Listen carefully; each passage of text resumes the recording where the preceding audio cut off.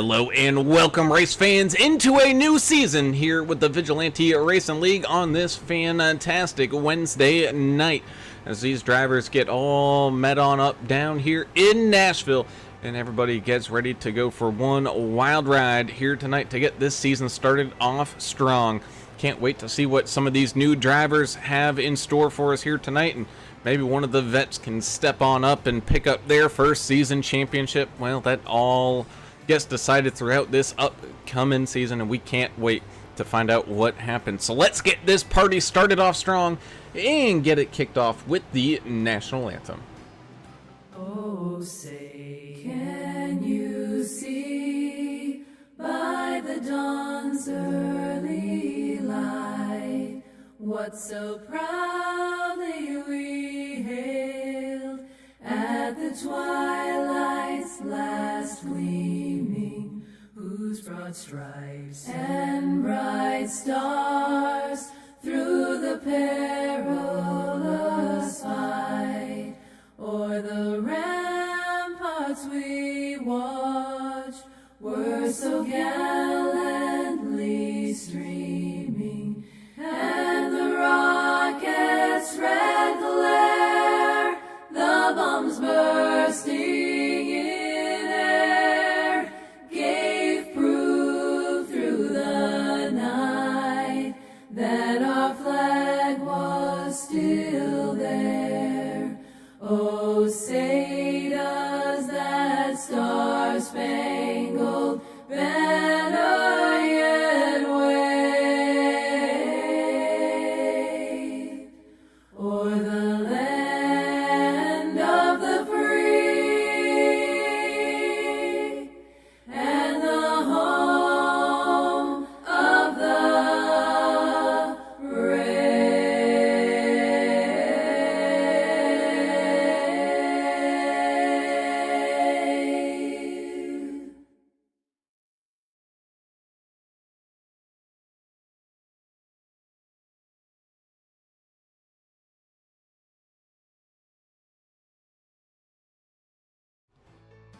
And welcome back. As always, we have to say a huge proud thank you to the supporters and sponsors of the VRL, such as GC Cruise Travel. Give Mr. Craig Klein a call at 918-906-5616 or shoot him an email or a message on the Facebooks to get your next vacation booked up and underway, all while saving you all that stress and all that worry and anxiety, as well as saving you a boatload of money. So be sure to get your next vacation booked up and start relaxing here today with GC Cruise Travel, the official travel provider of AAA Broadcasting and the VRL. Big thank you as well to Blue Fox Properties and Mr. Dave Mayberry. Give him a call at 520-850-4189 if you're looking to buy or sell your house in the Tucson, Arizona area or anywhere across the country. Let Dave and his 18 years of experience buying and selling homes get to work for you, because when I say this housing market is just getting crazier and crazier, that's an understatement of the century. So don't delay. Get yourself a good quality realtor like Dave here today. Also, big thank you to D&D RaceGrafix. Some phenomenal paint schemes as well as the beautiful splash screens that we get each and every single week. Be sure to go beautify your iRacing experience with a fresh paint scheme by Mr. Ricky Wittenberg in D&D RaceGrafix, as well as big thank you to Ricky Wittenberg and Southbound Real Estate. Give them a call at 423-444-0454 if you're looking to buy or sell your house in the kind of like Tennessee area. He's got the East Coast covered. Dave's got you covered over there on the West Coast. They can meet up in the middle and do all the wheeling and dealings for you. Again, just because this housing market, man, you need all the help you can get, and Ricky Wittenberg is one of those guys that can most certainly help you out.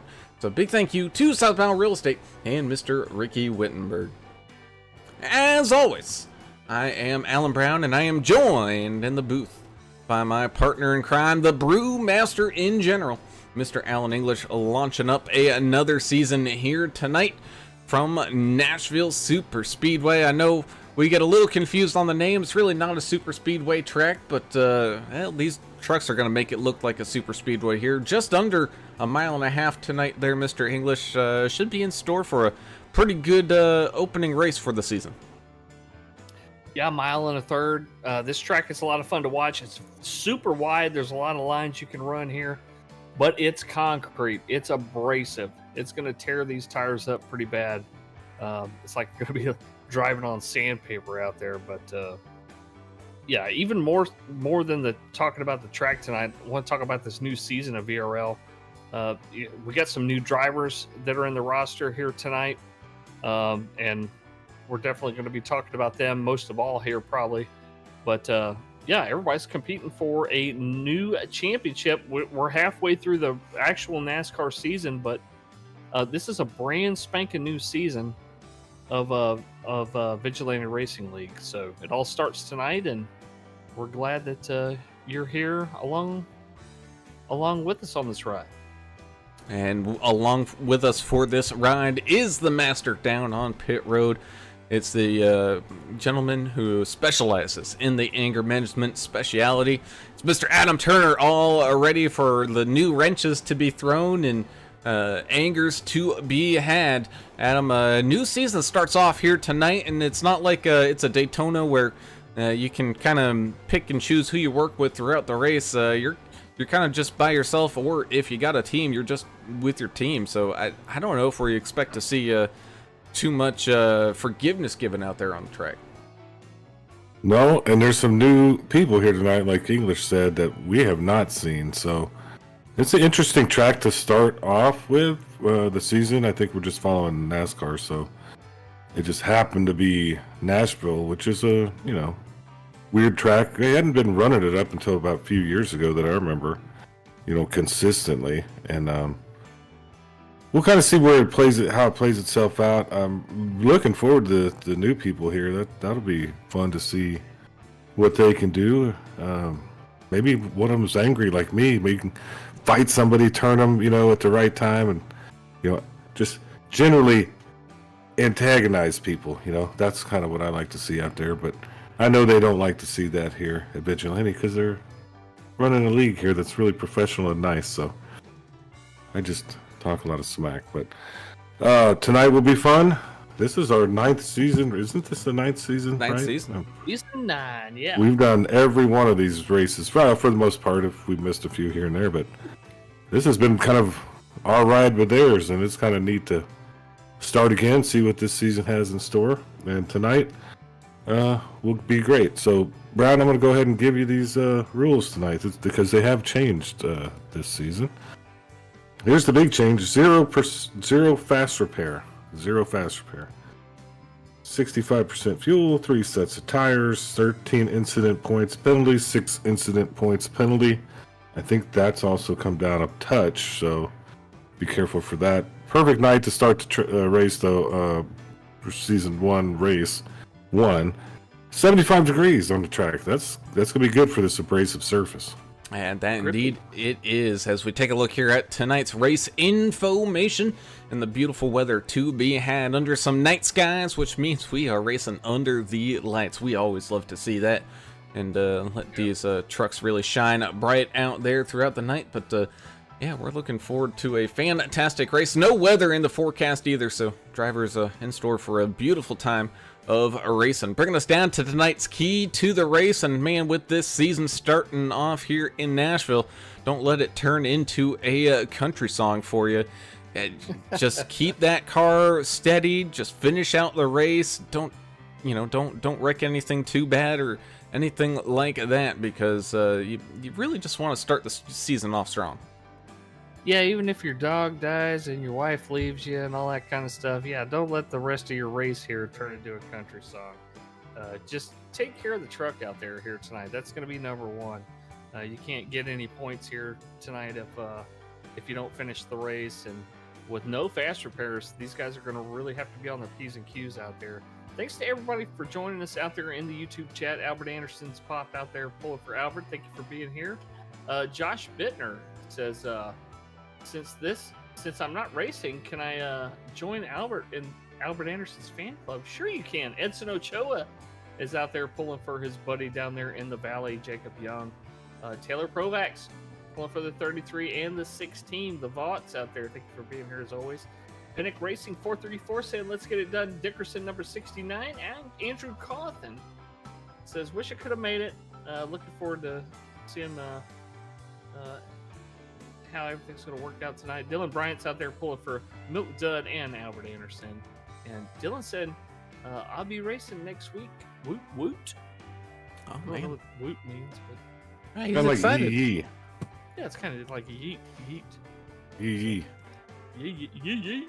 Yeah, same thing. Yes, we do, in fact, though, have qualifying starting to close on up, which means these drivers are heading down into their race trucks for the first time here tonight. So let's tell everybody where their favorite driver is going to be starting here this evening. And up on the front row, going to be a rookie, the 83 of Jason Gaines, picking up pole position here. He's getting his season started off strong. He's going to have the 33 of Jess Vaught starting right there beside him in second. 81 of Chachi looking to try to maybe make another push at a season championship here this season. He's going to start tonight in third. 6 of Trevor Robertson with a great starting spot up there in fourth as well. Right behind them, you got the 14 of Canada's own Sean McDonald starting up inside that top 5. He's going to have the 55 of Mr. Ricky Wittenberg starting right there beside him in 6th. 74, Zachary Hallen with a great run during qualifying. It's going to pick up a 7th place starting spot with the 30 of Joseph Canellis, another rookie here tonight, starting to his outside in 8th. 9th will go to the Phoenix/Tucson man himself, the 53 of Jeremiah Burke, starting here tonight in that 9th position. And another newcomer here, the 47, John McAdam, rounding out your field starting top 10. Man, a lot of rookies up there in that top 10 English. Yeah, and I want to say this to all our rookies out there in the field. If we say your name wrong, please let us know in the VRL chat so we can correct it. I can't stress that enough. You know, we say people's names wrong sometimes and they don't fess up and tell us, and that's just bad. We don't want to do that. We want to say it right, so just let us know. 31, Larry Dickerson starts in 11th, outside row number 6, Mike Everidge in the 82. The 13 of Andrew Player starts in 13th place. 14th place, Craig Goodenough in the 89. The 75 of newcomer Stoney Benfield starts in 15th place. 16th, George McCone in the 28. 16 of Kyle Vaught starts in 17th place. Outside row number 9, Dave Mayberry in the 29. The 99, America's driver Albert Anderson starts in 19th place. Outside row number 10 and making up your top 20, Benjamin Richards in the 56.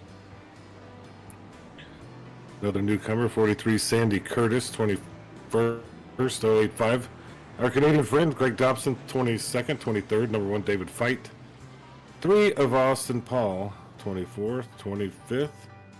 77, Jacob Young. 01, Kelly Keel starts 26th, starting 27th. Another newcomer, 023, Scott Roney. I'm guessing that's how you say that. 68, Dustin with an I, Wade. 28th, 29th.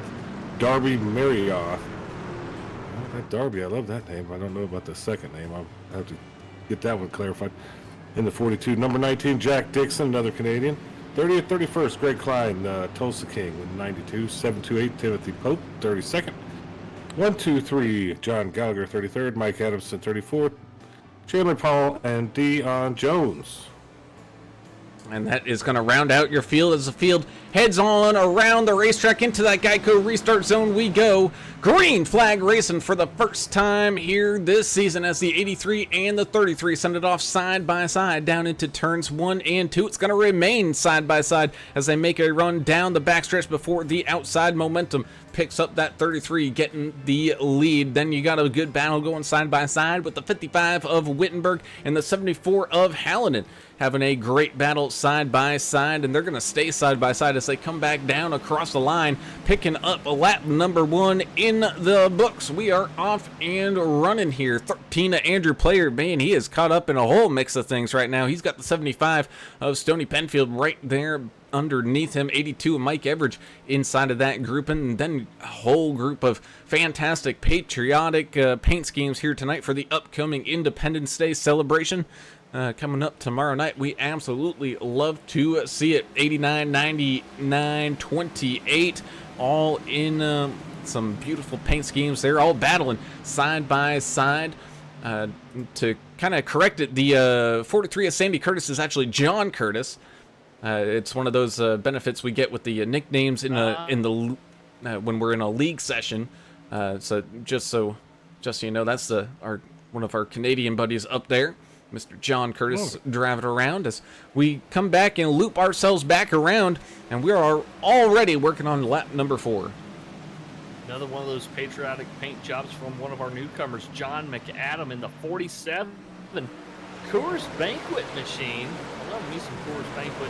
I love that paint job with the American flag on the front end of the truck. That looks freaking awesome. Yeah, anything America related, you know, we're gonna love it. And celebrating. Colorado Kool-Aid also. Oh yeah, that's a wonderful beverage. Yeah, man, let's make this country, you know, cool again. Like what happened? You know, we got kind of dumb. Let's party tomorrow and get fun and love your neighbor. All right, enough of that stuff. 99 and Kyle Vaught are battling it out there. That's side by side, two cool American looking paints. I like this side by side stuff early, Brown. Yeah, I do too. It's looking very nice. Everyone's given just that little bit of room while racing hard. Oh, it's the 16 though. Drifts out wide just a little bit, snags a piece of the outside wall. He was not the only one to do so. A couple drivers behind him also snagged a piece of that outside wall. So just the thing to keep note if you're going side by side, that man, that high side starts to narrow up on you pretty dang quick, and something to be cautious of. As the one of David Fite looks at the back bumper right now of the 29 of Uncle Dave Mayberry, trying to figure out a way around him, but he's got to worry about being under attack right now from the outside of the 01 of Kelly Keel making a big run. Thank you, Greg Dobson, for letting us know happy 4th of July. Of course, Greg, our Canadian buddy, just celebrated Canada Day, so happy Canada Day to you. Edson Ochoa saying one of his paints earned the pole. Very nice. Good job there.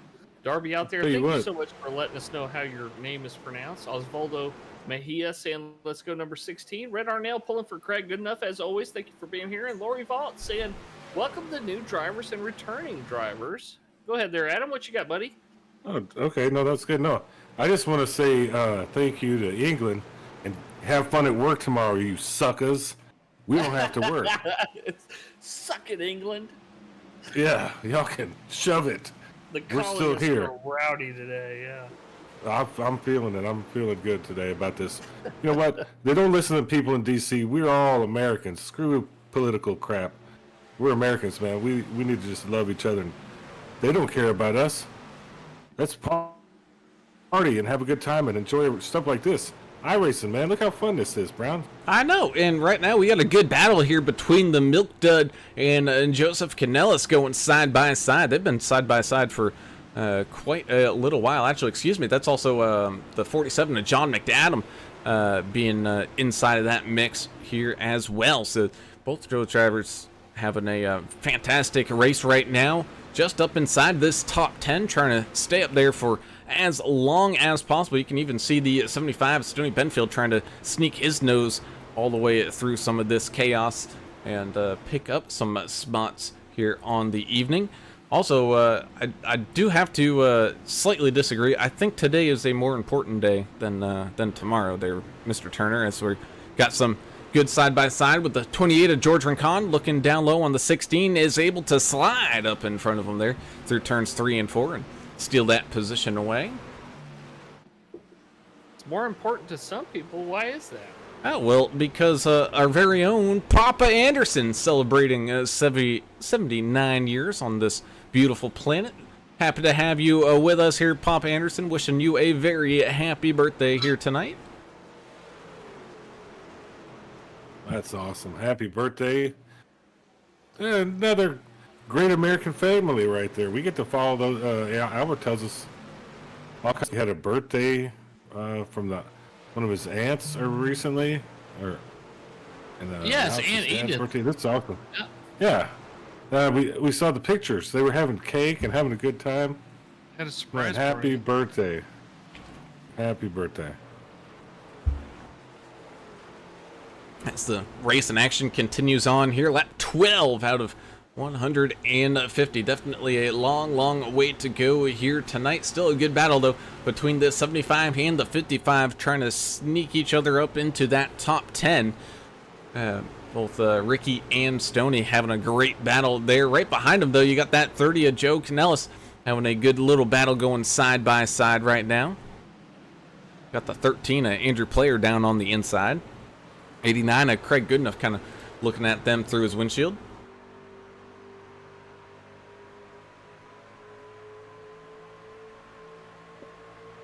A double celebration. It is. It's Albert also my Jr.'s dog's birthday. That's my and- dog's oh, birthday.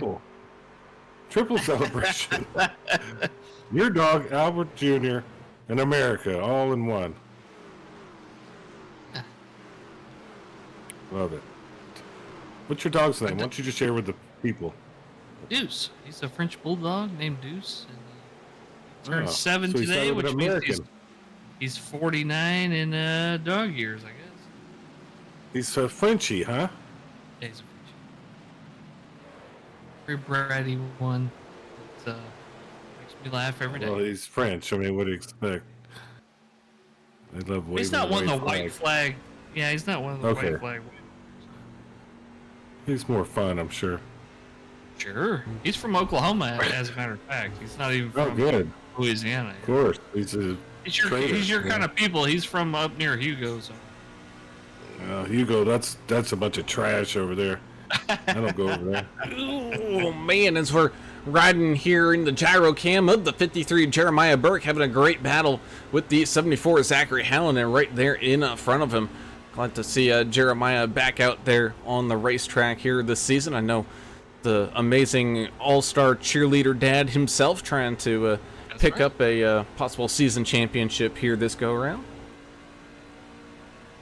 Cheer dad, man. That's family first. That's what's most important. And daughters, did they go to state or something this year? Oh, they did something. I wouldn't doubt if they won some I can't national remember thing. what it was. Forgive me. Kick-ass job this year. He's back in his driver's seat here for the season opener here at Nashville. That's what. Yeah, driver cams are back. Oh, of course, always. That's the 16 of Kyle Vaught running up against that outside wall here yet again. He's got the 28 of George Rincon down underneath him. 43 of John Curtis is kind of right there in the mix as well. As everybody trying to make their way around this tricky track. Not a whole lot of big positions being gained right now. I think it might be a difficult track to make up some spots here tonight. Passing is gonna be a hot commodity. Track's very wide, but it gets crowded because everybody wants to share that one line that's the best. Even though I think you could run pretty close to the outside wall here and still make that line work, but you gotta worry about the marbles up there, all that rubber being worn off these tires, bouncing up against that outside wall there. Creates a little bit of a slick hazard out there. Yeah. I mean, I think if we were running this race in the daytime, I'd like shoes around, bro. Average and good enough, reckon. Oh, and then Cause there's some more. secondary.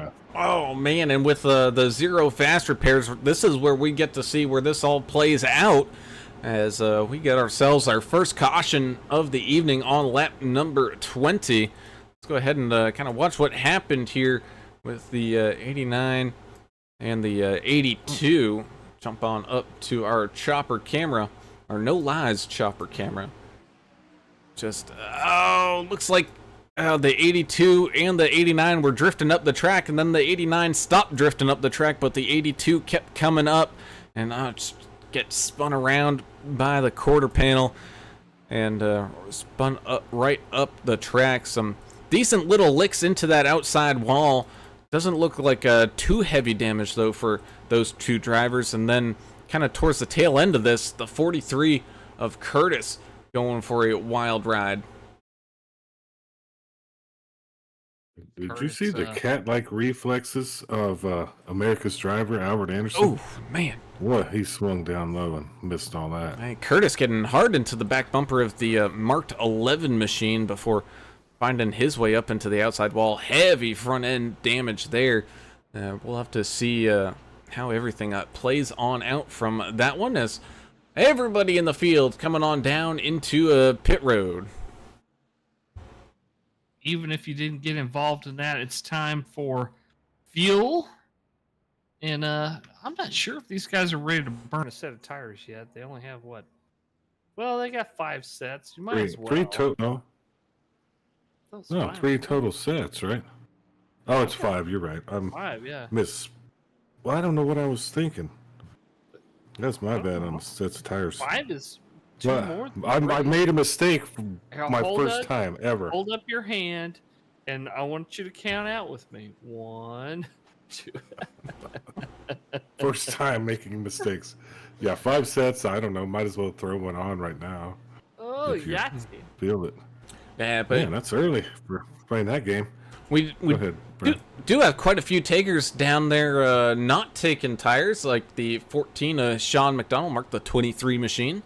He's going to, looks like a fuel only, and same thing for Andrew Player, fuel only stop for him. Kelly Keel, Benjamin Richards picking up fuel only, as well as 085 of Greg Dobson, some fuel only. So actually a whole bunch of drivers, kind of a little bit of a mix throughout this field here, Turner, for people looking to not take that fresh rubber. Yeah, and you can tell if we didn't watch the stops, you can tell by the times. So, like Jess, he definitely got tires. Sean did not. Interesting, kind of 50-50 split on who just took fuel and who took the whole thing. So that could play in later. So that'll be fun to see how that plays itself out with all the fancy strategy.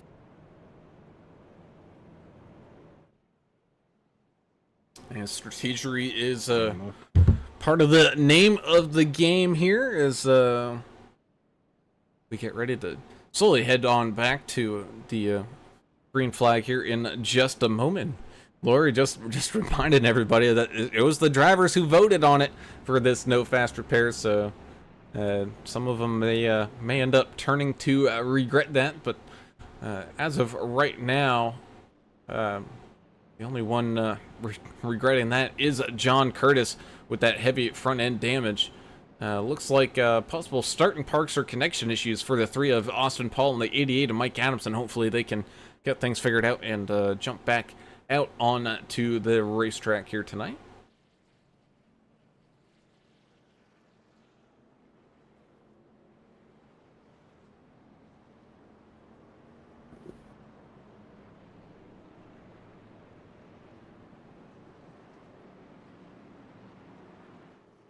Are you actually saying anything there, Turner?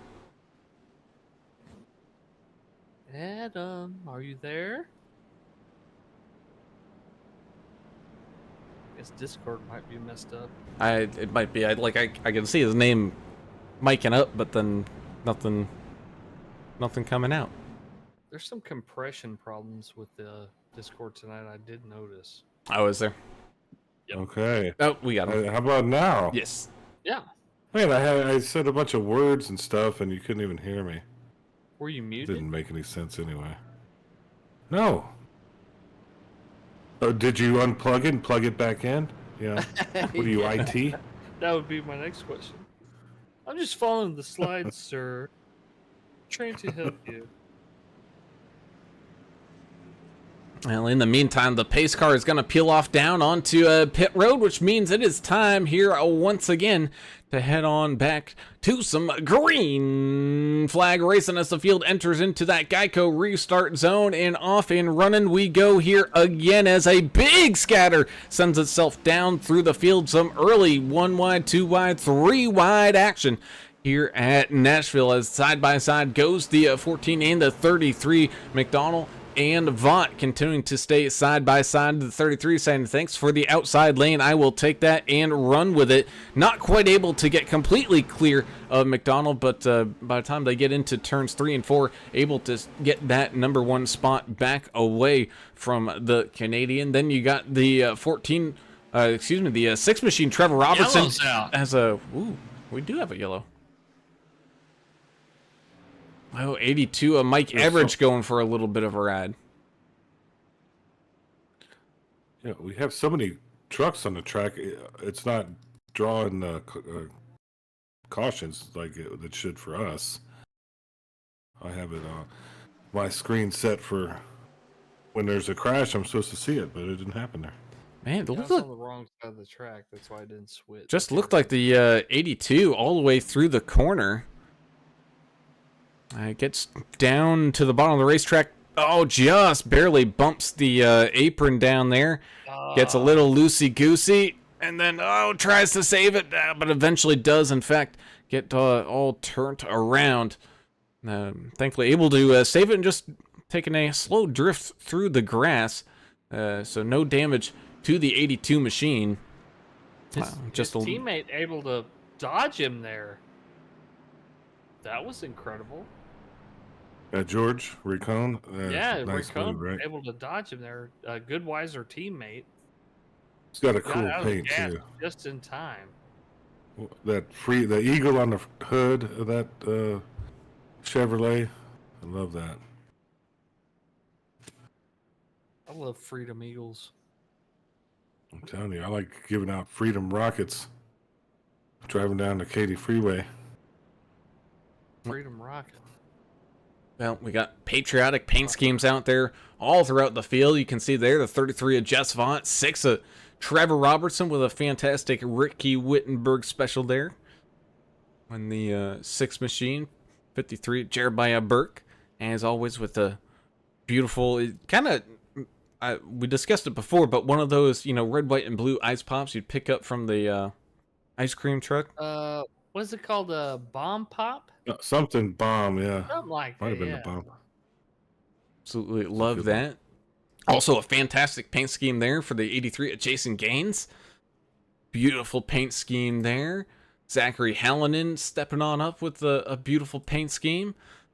Oh man, just everybody coming on out there celebrating the 4th of July. Of course, don't blame any of our Canadian members who don't have a red, white, and blue one, but some of them might be racing something for Canada Day, because that was just a day or two ago. John McAdam with that Coors Banquet machine. Albert Anderson, as always, dressed up to the 99s. I want to thank Beverly Anderson for joining us out there in the YouTube chat. Albert Anderson's mom. And Albert Anderson Jr.'s wife, thank you so much for being here, saying, Mama Anderson joining the team tonight. Happy birthday, hubby. So there you go. Thank you for being here, Beverly, and Albert Jr. as well. Albert the Third out there trying to get something done out there on the track tonight. He's currently sitting in 8th place, up 11 spots, so he's been on the move tonight for sure. He has. And we're talking about this Canadian, friends. McDonald has Canadian maple leafs on a skull on the back of his truck, which is frightening and cool all together. Sure. Do you think if you're like in the border up there, up north in the United States, you're going to shoot fireworks just like kind of on top of Canada just to brag a little bit, just kind of shoot it over the line, kind of like Smokey went over the line, Sure. I mean, I would this is just brag a little bit. This is this America. league- We this shoot is league fireworks here. play. I mean, Yes, exactly. This is totally league play. We're taking it serious. this is not Nam. I mean, but there are No, it's rules. All right. Well, that there indeed are, as the lights on the pace truck turn off, which means we get ready to go back to green flag racing. 33 of Just Fought electing the outside lane. It's going to give the 6 of Trevor Robertson the bottom side. 53, Jeremiah Burke going to be tucked in right behind Vaught, where the 14 of McDonald's going to be right there behind the 6 of Robertson as we get everybody all grouped back up together. Reminder, there are some bonus points up for grabs here tonight as well. I know there's some bonus points for 0 incidents, the leader at the halfway point. We're not taking a halfway caution or anything like that, but just whoever's in the front when we cross that threshold. I thank Jean Porras for joining us out there, as always, pulling for the number 16 of Kyle Vaught. Getting ready to restart here, guys. These guys got to remember, some cold tires out there, probably still.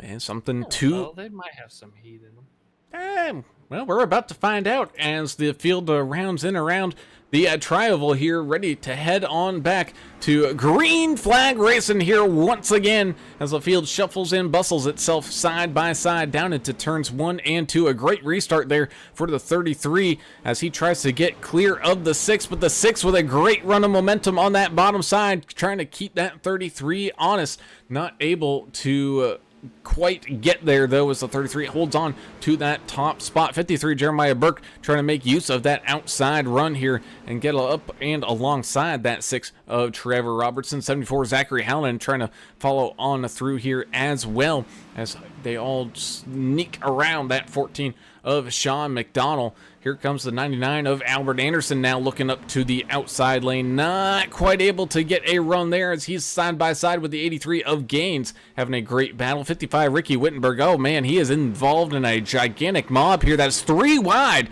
going into turns 3 and 4. Hey, you missed the wrecking there. Scott Roney on the restart there. We did have some issues. About a 3 or 4 car wreck, but able to stay green there. And it looks like we got another wreck in turn 2 here. Well, Still green. he held it. McDonald, Sean McDonald. 23, yeah. McDonald getting a little loosey-goosey out there. That made it 3, 4, even a brief moment of 5 wide as the 23 just hugs that outside wall, trying to get everybody safely on around. That's, again, causing a big whole scattering, which is causing this 3 wide. But thankfully, no one's really trying to hold it 3 wide for too long. It's just one of those, if it's a moment, they'll do it. But they really don't want to be stuck side by side like that for too long. That's a couple great saves by drivers right there, McDonald and then Roney. Both of them held on to the truck. So really, really nice. Saved us a couple cautions too. That's a 68 of Dustin with an eye. Dustin Wade out there going side by side with the one of David Fight, trying to make that outside line magic work here.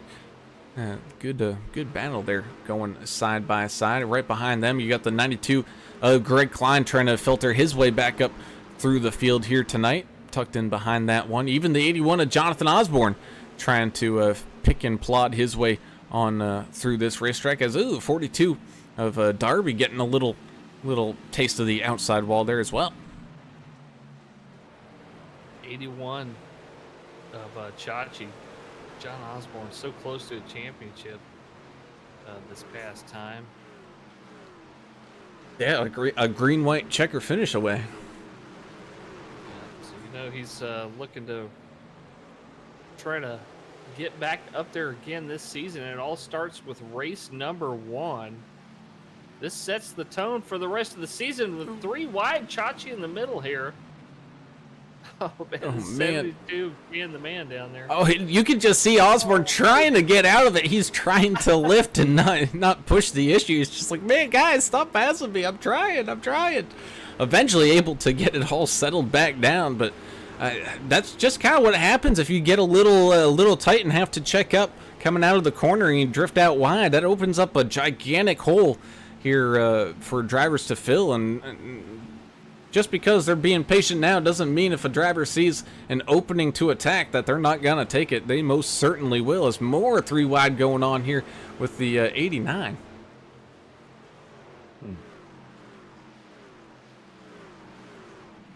Goodness gracious. 77 of the mustache man himself, Jacob Young, getting caught up in some of that 3 wide, able to filter itself back out to side by side. 68 of Dustin with an eye, still kind of stuck in this mob of traffic, having a fantastic run out there here tonight. And a fantastic paint as well. Go ahead, English.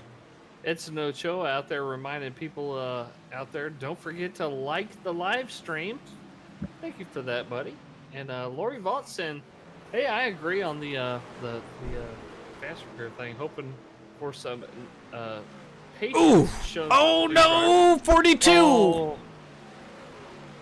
Man, that's gonna bring out the caution here as Darby Marioth and Kelly Keel get tangled up.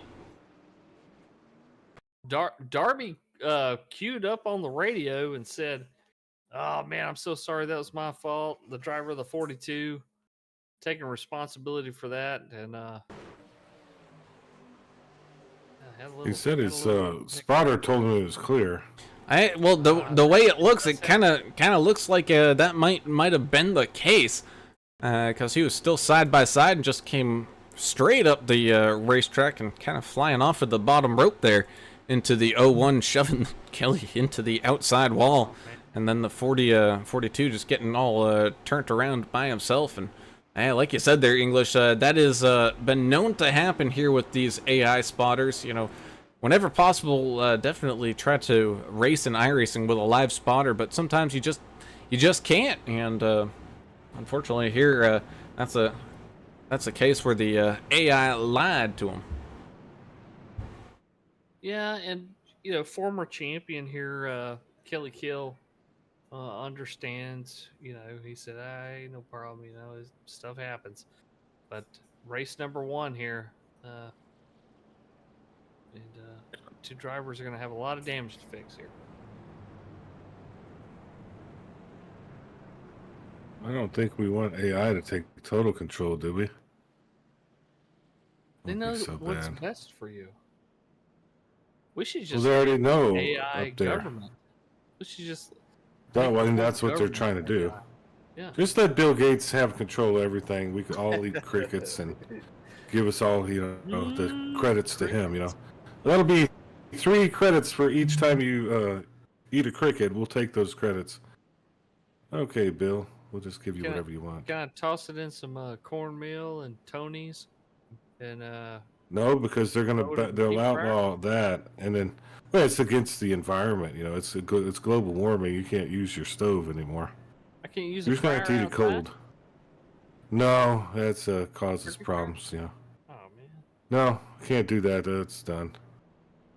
Global warming. Haven't you heard this? The globe is the humans, the almighty human being, has created this problem, allegedly. There's no problem, I've heard but this tale. yeah, it's you've heard this tale. It's a money-making scam, is what it is. Austin Anyway. Paul said 5 laps in and he lost power. Great way to start the season. Oh, jeez.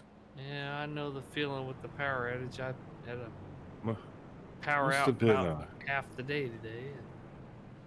Global warming or something. Do you think are they doing those rolling blackouts yet, where it's so hot? You know, rolling no. blackouts. Yeah. At least not here.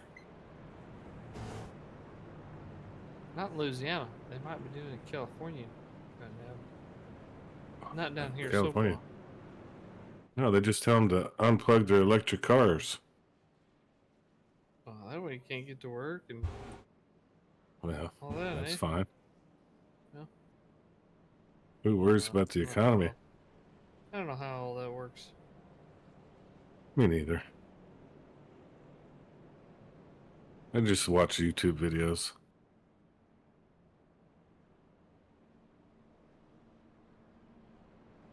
Well, some of the newcomers got to hear some of our fun talk. Well, when there's caution, sometimes we just delve into weird topics, guys. Don't be alarmed. Once the racing starts, we'll get back into talking about Get a little all this stupid stuff. sometimes. Yeah, Brown just gets mad at us and He puts up scolds us later. Yeah, he does. Sure. So 30 of Joe Canellis and the 82 Mike Everidge all coming down into pit road to maybe top up on some fuel and get some more damage all manually banged out.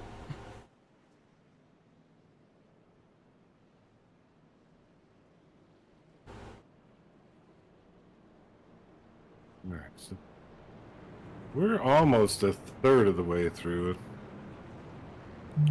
That's first night, new drivers. You're going to see some, getting some understanding here tonight. Yeah. Thank you, Kathy Anderson, for being here. Team Anderson here. Happy birthday to her brother, Albert. Thank you for being here, Kathy. Amanda Wade saying hi. Feels like forever since I've been in the chat. It has. It's been way too long. And Austin Paul saying that a little storm knocked their power out. Really hoping we get to see his 4th of July paint. Just screams USA. Well, we'll see it on the next one there, buddy. Run it next week, for sure. As the pace truck peels off down and out of the way, as it is time here once again to go green flag racing with the 33 and the 6 side by side, and we had drivers all ready to go, everything getting all stacked back up behind that race leader. Ends up getting a little bit of a shove there as a kind of a pinball effect shoots its way up through the field, but that's also going to allow the 6 of Trevor Robertson to get a fantastic start here on this restart. 33 trying to come back with a huge run on that outside line, still staying side by side. They're going to even Steven it on up through turns 3 and 4. Let's see if that 33 can make that outside line run stick here. He does, but doesn't get that big forward momentum that he's gotten in the past. As right behind him, though, it is 3 wide for a split second there. 74.99 and the 47 all locking up with some fantastic side-by-side racing there, but still side-by-side battling for this race lead goes the 33 and the 6. Battling it out. Former champions. Trevor and Jess both want to make their mark early on this season 9 of the VRL. Edith Anderson out there saying happy birthday, Bubba.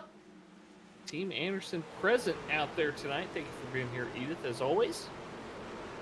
Of course, she just celebrated her birthday as well. 33 of finally able to just get clear of that 6 machine. As you can see, the stacked up side-by-side racing happening behind these leaders. Excuse me, as I got a rogue mustache hair in the mouth.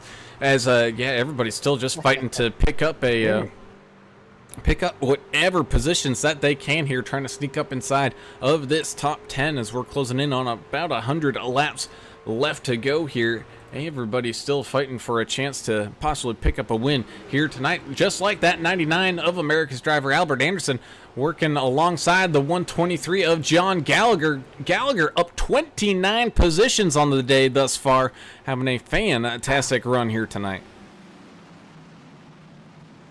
Just made another pass. The driver of the patriotic 123 paint scheme out there, John Gallagher. What a run.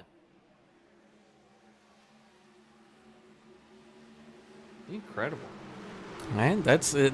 Sometimes that's all it takes, is just being smooth and not getting tangled up in any messes out there, and that's how you can easily make up quite a few spots here tonight. Just like the 29 of Dave Mayberry, Uncle Dave, up inside this top 10 right now, trying to chase down that 16 of young Kyle Vaught. Of course, that rivalry getting all restarted here once again as the 29 machine going side by side with the 81 of Chachi. Oh, big wreck behind him, though. Oh, that will bring the yellow out. Saw the 23 sideways across the track there. Ooh, baby. We're going to re-rack them here. Man, that we will as we go. This is a tough track. Very tough track. That it is. Go ahead and jump up to our no lies chopper cameras. Oh, things just getting tightened on up there. As looks like a 4 machine getting tangled up with the 23. I'm trying to see exactly what happened. I don't know if one driver came down, one driver came up. Looked like maybe the 23 came up and just caught that quarter panel there across the front clip of the 4 before sending him on around. And then that was a hard impact to the 23. 56 getting some damage from that as well. Goodness. 28 of George Rincon able to get through all that chaos here. Let's go ahead and jump on board. Oh, good dive down into the infield grass. Quite a few people dove down into that grass to try to avoid any contact. Well, Lori Vault, thanking everybody for joining us here on the broadcast here tonight, and thank you for AAA Broadcasting as well. Thank you everybody for joining us here for season 9 of VRL. If you haven't already, subscribe to the channel and ring that little notification bell, and you'll be alerted every time we go live, so you won't miss a race. And also give us a thumbs up. It helps us reach more people with the broadcast, and that helps our sponsors as well. Yeah. We need more viewers, for sure. It's for the kids. We do it for the kids.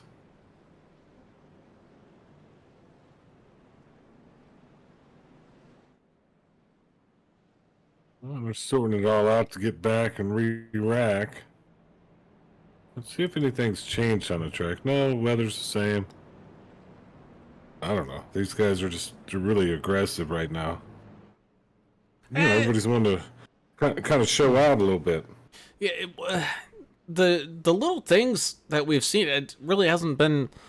I wouldn't call it aggression there, Turner, where people are just trying to figure out, you know, where their trucks are in relation to everybody. I think that's been the biggest issue thus far here tonight. Is just knowing exactly how much room that you do have versus, you know, someone just trying to dive bomb down into a corner or something. It's nothing like that. We've seen fantastic side-by-side racing, and we're going to be getting ready to get locked in for more as about half the field comes on down into pit road, or I should say everybody comes on down into pit road other than the 085 Greg Dobson and 31 of Larry Dickerson. And then it was again just a kind of mixed ball of strategies out there. Some drivers electing to take tires, some electing to just take fuel. Our Canadian friend Jack Dixon, packet loss. So his Canadian internet failing him here tonight, just after Canada Day. I hate to see that, but the driver of the 19, hopefully he's able to come back. Oh, that's not good for all the Canadians. Sure. We're having issues. Dobson. Love Dobson's paint, man. That's so unapologetically Canadian and in your face with the giant red maple leaf. Love it. What? It's not that aggressive. It's a leaf. But And ducks. That's a sweet paint job. I don't care who you are. It's a nice paint job. I'm just saying. Take off. Go ahead, eh? Brown. I was just gonna say it's a fantastic leaf up there, and that paint scheme that he's got going on. Of course, our good buddy from the Greater Toronto area. Adam's just a hoser. He doesn't appreciate that. It just seems Toronto just seems like you know, maybe a cleaner Detroit. Yeah. Oh, I don't my know. goodness. Well, I said it was probably cleaner than Detroit. It's across from They're Buffalo, just kinda- but it's a lot bigger, right? Yeah, bigger than Buffalo. They almost took the Bills, I think, a few years ago. But what do I know? I'm just some dummy down here. They're up there. It's the pace truck peels off down onto pit road. we get ready to head on back to Green Flag Racing here with that 085 and the 69/31 of Dickerson up here up at the front as we go back to Green Flag Racing. Dobson leading the way for that high side. They're going to remain side by side with the 69 down on the bottom side. 92 Greg Klein up 28 spots on the day now, trying to fight his way up to take the lead here as the 085 gets a good run coming out of out of 1 and 2, able to sneak right on past the 69 machine and take control of the race lead. 13 Andrew Player trying to do the same thing here with the 75 of Stoney Benfield going up and alongside the outside lane here. It's also got the 89 of Craig Goodenough right there in tow with the 28 of George Rincon trying to fight his way on up to pick up a good podium spot here. 33 of Jess Vaught, after that recent round of pit stops, has some traffic he's got to deal with as, we got some beating and banging 3 wide, almost 4 wide here. 123, 68, 16, 7, and the 29 all going all tangled up. It started when the 123 got sideways next to somebody else there. I didn't see who the other truck was, but there was a little brake check, a little bit of 4 wide, but they held it. Yeah, you're right. Really good driving on all the drivers here. I don't know who exactly was around him either, but that was a good little save. Driver of the 56, Benjamin Richards out of Michigan, manually disconnected. So driver of the 56 on to race number 2 of VRL season 9. Had some problems out there, I guess, and he said, "I'll catch you guys next week." It's the Dickerson machine able to sneak back around the 085. Now 085 trying to hold up the 53 and the 92 have been going side by side for quite a while behind them. Actually, a few drivers going side by side, stuck up in some of this traffic. 53 gets a little bit clear and able to get back down and race his racing line here as he sucks right back up to the back bumper of Dobson. Side-by-side action continues to roll on here, though, as aggressive line down there on the apron as Kyle Vaught, though, taking a quick trip. He's going to end up getting a black flag here down into pit road. I don't know what happened there to the 16 that caused him to get all crazy. Yeah, he got a black flag for trying to avoid a wreck. Oh, you know what? Big wreck there. 92 getting snagged up in it. Oh, and it's still going on. People trying to check up in time. 81 of Osborne. Heavy damage to the 47 machine as well. Goodness. Kind of looking back at Kyle's Vaught thing, it looked like he had a little bit of help. Didn't quite catch the car number there to see exactly what happened. But looks like a back end got lifted up just a little bit as we kind of watch what happens as oh man, the 33 and the 92 were all up and close, but I don't know if Klein was getting loose. He was getting a little snug, drifted up the corner and into that front bumper of the 33, which then just finished the 92 going around. And then right behind him, though, that's where this really all takes place, back where the 81 of Osborne is.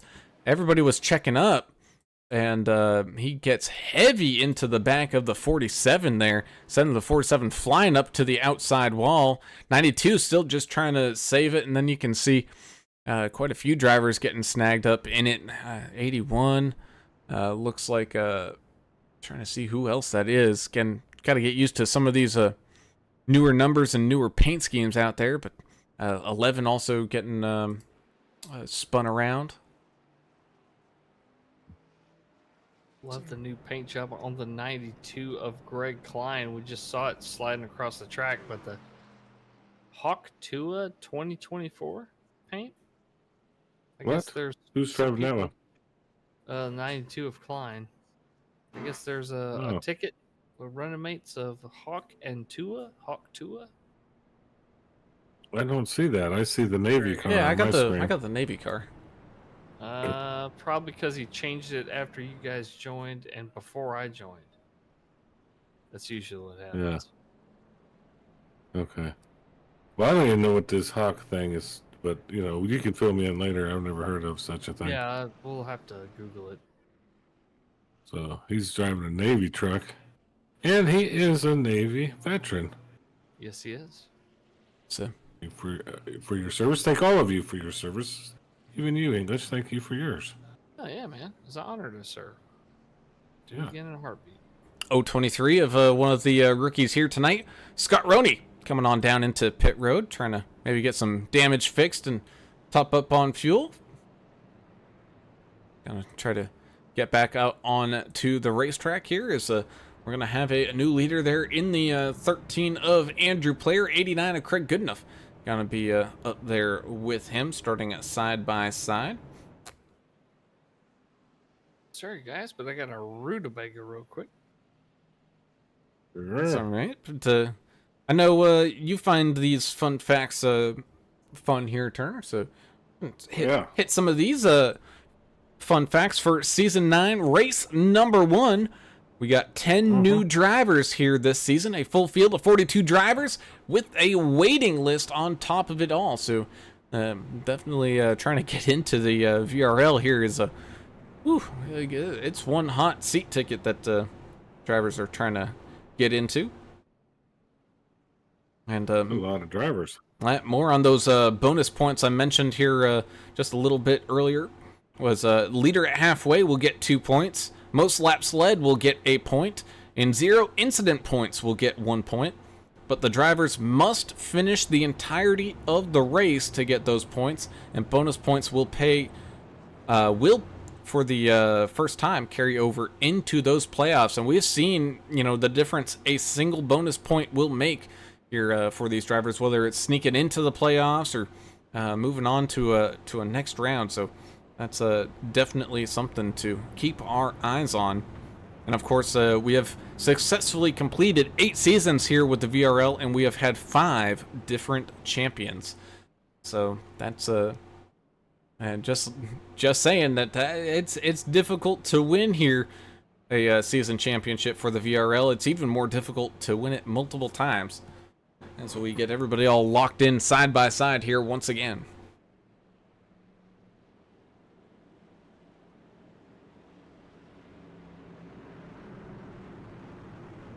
Now I'm ready to get back to racing here.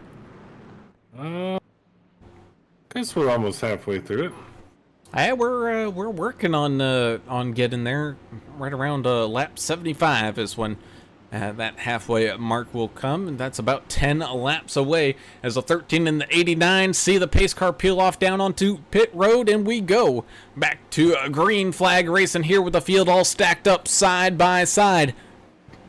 Making a run here. 33 of Jess Vaught, wasting no time, getting all up over that back bumper of the 89 of Goodenough, giving him a good shove to get out in front of that 13 of Player. 33 is going to follow him on through and not waste any time down the backstretch with a big run.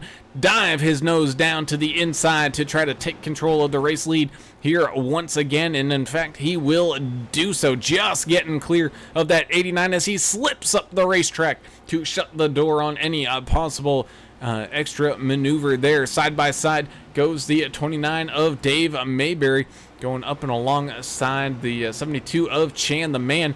Both drivers trying to stay up inside of this top 10. Ooh, little slicing and dicing action for that 72 Lowe's machine as he dives down low on the 28 of George Rincon.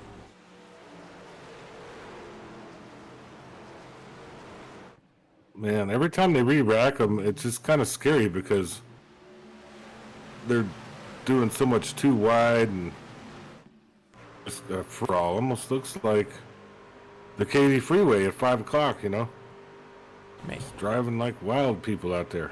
Hey, you are not kidding here as we go side by side with Ricky Wittenberg in the 83 of Jason Gaines right now. Ricky trying to crack up into this top 10, but he's going to see the 83 slip on by on the bottom side.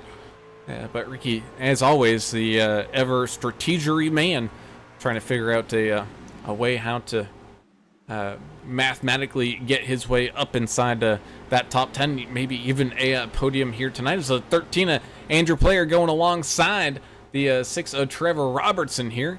down the back straightaway, and even got some more side-by-side racing going on towards the back end of the field. You got the 4 Dion Jones, 085 Greg Dobson, 74 Zachary Hallinan, all in a giant ball. Ooh, there's a little talk on the radio. Stay in your lane.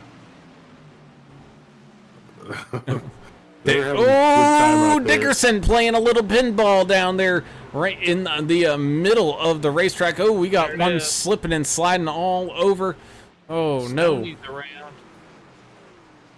Stony Benfield.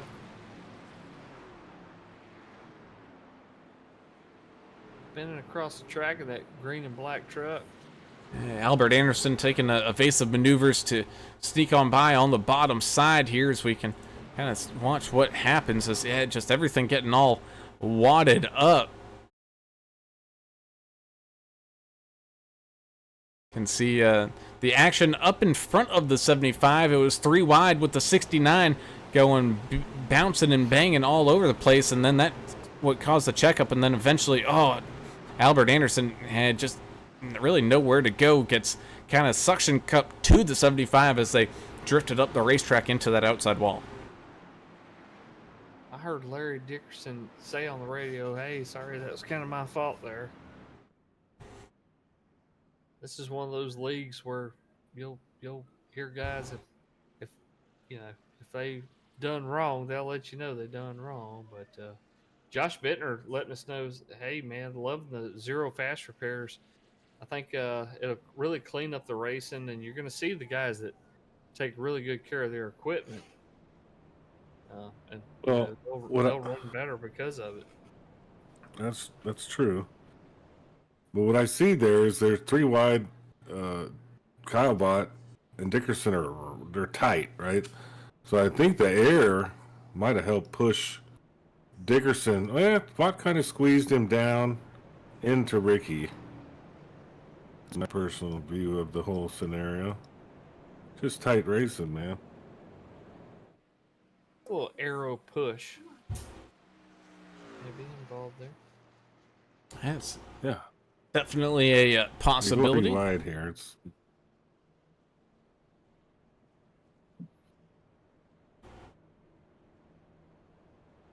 I don't know if we talk about aliens yet, or is it too early in the season? We don't want to scare the viewers off, do we?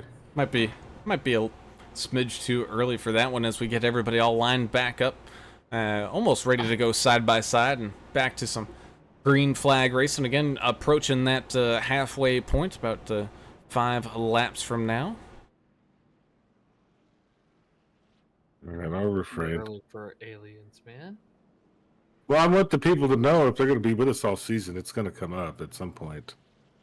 Well, yeah. Just going to say. Yeah, It I have kinda a goes deep back, passion yeah. for... They're not really conspiracy theories. They're facts. I mean, I think, in my mind, they're facts. Sure. You know, like the fact that, you know... It's a fascinating place. It's...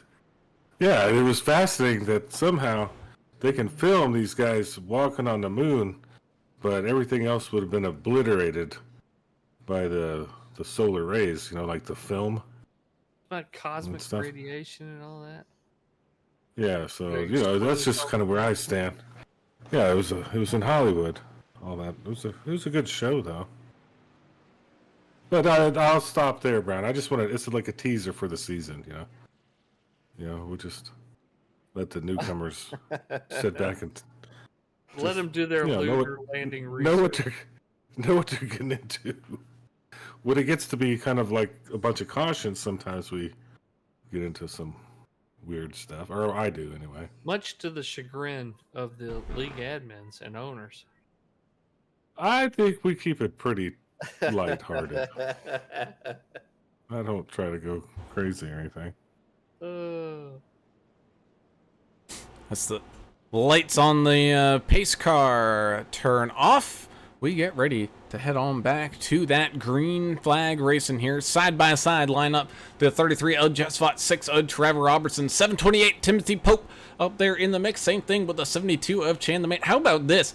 Chan the Man up 33 spots. Timothy Pope up 28 spots. 123 John Gallagher up 28 spots. All fighting for a possible podium spot here tonight.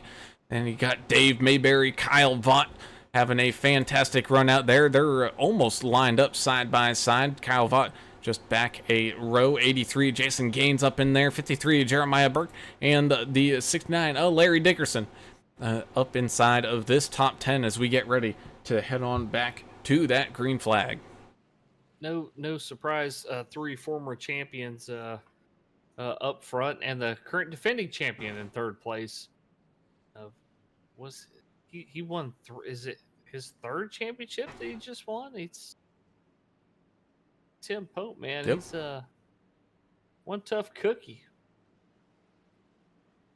And that ain't kidding here as the pace truck peels off down and into a pit road, which means it is time here once again to head on into that Geico restart zone and go green flag racing from Nashville Super Speedway as everybody putting the power and the hammer on down. Side by side goes the 33 and the 6 down into turns 1 and 2 with the field shuffling and bustling right there behind them. The 6 knows the 33 is going to get a huge run on that outside line, coming down the back straightaway, trying to keep him honest down on the bottom side, just not able to keep that front bumper from preventing the 33 diving down the racetrack as we remain side by side, though, as the 72 of Chan the Man battling side by side on the bottom side here with that 728 of Timothy Pope. 123 John Gallagher working on the outside of Dave Mayberry here on top of it all. 53 Jeremiah Burke looking towards the outside of the 16 as sparks are flying as drivers snag a piece of the outside wall. You got the 1 of David Fight down low on the 77 of Jacob Young, trying to figure out a way to make a pass here, stick on that bottom side. 72 going for a wild ride up here up at the front, able to get it corralled back together before heading back up the racetrack with his little apron excursion. The driver of the Lowe's machine had his hands full there, not able to recover. And you can he threw it down and got right back up into traffic nicely. So lots of good driving on some of these moves we're seeing tonight to kind of avoid some stuff. Yeah, right behind that 72 machine, you got the 53, you got the 68, 31, 55, and 085 all grouped up together, racing side by side. Then back with the 92 of Greg Klein. He's got a big field of drivers around him and in front of him as he can see all the slicing and dicing action right in front of him. Ooh, getting a little bit of a checkup there behind the 77 Canes machine of Jacob Young.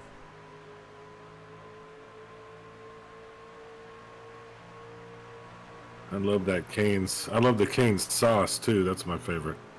You can dip bread in it. You can put anything in cane sauce. Double sauce, no slaw. That's the trick when you go there. Look at all these beautiful paints. You can tell some of them were done by Ricky Wittenberg, D&D Graphics. There's some just cool American red, white, and blue all over the place. Man, this makes me feel good. Got some more tire rubs up to that outside wall. 69 Larry Dickerson not waiting around. Gonna try to force the issue here a little bit, 3 wide. And that's gonna allow the 68 of Dustin Wade get clear through. But then Dickerson comes up the track and gives him a little bit of a shove to that quarter panel. Thankfully the 69 able to get everything all corralled back together here. So maybe some aggressiveness starting to come out onto the racetrack. Yeah, he just sent it in there. He didn't care who was up there. He just sent it. Yeah, might be what it takes to make some points this season. Yeah. I don't know what he was thinking there on that particular run, but luckily nobody really got hurt there. That's the 6 machine Trevor Robertson putting some good pressure on the 33 of Jess Vaught right now as the field continues to try to figure itself out and who wants what position and how long they're going to be running for. I've been having quite a few cautions here tonight, so we don't quite know what lap everyone's going to be pitting on here. Everyone's on different strategies right now, so that's something we'll have to go ahead and look out for here as we're just after the halfway point, and these drivers are starting to look pretty good. 77 Jacob Young. Oh, he's up on the high side, almost going 3 wide there for a split second. 89 Craig Goodenough moving his way on up through the field. Got the 43 machine trying to make up some laps here as well. Amanda Wade saying top 10 looks good out there, Wade. Let's go. Of course, Dustin Wade up there in 9th position. Up a whole bunch of spots. Austin Paul says 69 machine who we have scored as a different number, but it's Larry Dickerson. Said he's racing out there like he's got 4 fast repairs. Oh no, and 72 Chan, the man, getting some connection issues out there. Oh no. Even lost him on the driver cams. Hopefully the 72 can make it back out onto the racetrack here. Some storms have been rolling through that area as the Dickerson machine and the 55 Ricky Wittenberg going side by side. 74 Zachary Hallinan up there inside of that mix. 75 Stoney Benfield, man, he's been pretty much everywhere in this field. He's been towards the back, he's been towards the front, and now he's kind of back here in the middle trying to fight alongside here the 81 and the 023, having a good battle there. Laurie Vaught even saying Uncle Dave in the top 5. He was temporarily. He's now in 6th, but Dave Mayberry in the 29 doing a great job out there. Yeah, good run. And let's go back to the milk dud. He doesn't have the right number on the truck. This is your first warning. He does. He's supposed to be 31, but it says 69. It's First warning. It's in a hosted session. This isn't a league session. iRacing's been having problems. He gets a freebie on this one. All right. Dang it! I just want to be mad at somebody. He's in a pickle right now with racing. They're coming after him, and he's kind of in the middle of everything. Well, he sent it through the middle there. Yeah. 55, All right, I'm going to take it easy. Ricky Wittenberg was on the low end there. Another awesome paint. And as to steal one of Mr. Turner's favorite phrases, a race driver never forgets. And so be sure that the 55 machine is going to find a way to maybe get that spot back one way or another here as we continue to race under the green flag. Starting to single file out a little bit here, but kind of back on to the topic here of Dave Mayberry, just outside of that top 5 right now in 6th. More importantly, he's got a 2.5 lead over the 16 of Kyle Vaught. As man, the money lines coming into this race were even Steven.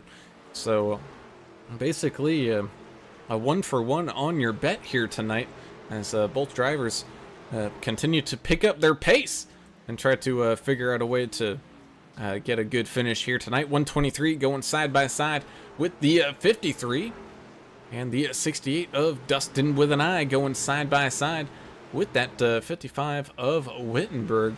Where's Dustin with a Y? I don't see him out there tonight. I thought he was in the chat, but I don't know if he's racing. I don't know. Lots of good questions. Getting used to these new names too. I know that the Mayberry Kyle Vaught thing, I'm glad that is continuing for another season, because it's always fun to see who's in front of who in that setup. It's a fun rivalry. It's a family feud. That's what it is. Well, that it is, as Steve Harvey prepares to walk down out of that stage. We got a good battle, though, between the 83 of Jason Gaines, 28 of George Rincon, going side by side. Craig Goodenough and the 085 of Dobson up there in the mix, with Kelly Keel and Greg Klein not too far out of that kind of chopped salad that's going on here in the middle of this field. As I take a quick Yahtzee here, fellas. It's all on you. Oh, Lord. It's a really, really long race here tonight. We're in control. Hey, English, we're in control now. I we could control do what we nothing, I'll tell want. you this. Lori's telling me that not to be Oh, mad we at got one iRacing around. We today. got several Oh, no. trucks around. Dustin What? Wade, one of them. Dustin Wade, Jason Gaines. Oh, Several man. trucks around here. Yellow is out, so we'll re-rack and stack them here. Oh, man. Wow. I can't. Not sure where that began. I'm trying to find George Rincon and Wade. George, yeah. I George think is Rincon where was it right in the middle of started. it. God, that was close. Yep, George Rincon. And I'm gonna have to see the chopper cam if he who did what to who came up or whatever. Man, that's just hard racing, really. It's bound to happen, but here we go. Everybody coming down the pit lane now. 4 tires and fuel pretty much for everybody, I think. Here as we approach lap 100 here in about 9 more laps. They're going to restart with about 55 laps to go here, I believe. Once we catch the green flag. Yeah. Just Well, Fox. when go ahead. No, I was just Fox currently leading, but when we come out and re-rack everybody, we're going to see how everything shakes out. And Jack when Brown gets back, should we may be be able your to luck see. dog. We may be able to see the crash replay. Go ahead. I'm sorry. He leaves you're and it good. gets all discombobulated, because you and me couldn't do anything together because we're just. You're I mean, kind of country dumb, is what that's- I'd call you. I mean, that's a real thing. We're we're trying to do the work of Brown. He's 2 of us are two not of even us equal to one of him. do not equal one Brown. Yeah. Lori Yeah, Vaughn he's out there actually saying the smart iRacing and Storms are messing up a lot of races here tonight. Sure are. Yeah. Yeah. Well, I'll tell you what, I'm really glad to see all the new racers out here. Darby Marriott. Who else we got out here? I'm trying to run down the list real quick. Stoney Banfield, Jason Gaines. Of course, I step away and then a caution happens. Adam. Yeah, that was Benjamin George Richards. Rincon. And somebody. Yeah, all the newcomers. Go ahead and Dustin. kind of watch what happens here. Who'd you say started kind of? Dustin Wade and Rincon, the 28. Oh man, yeah. Oh, big wild ride for the 68 machine. Quite a few drivers getting collected. 83 getting snagged up in it.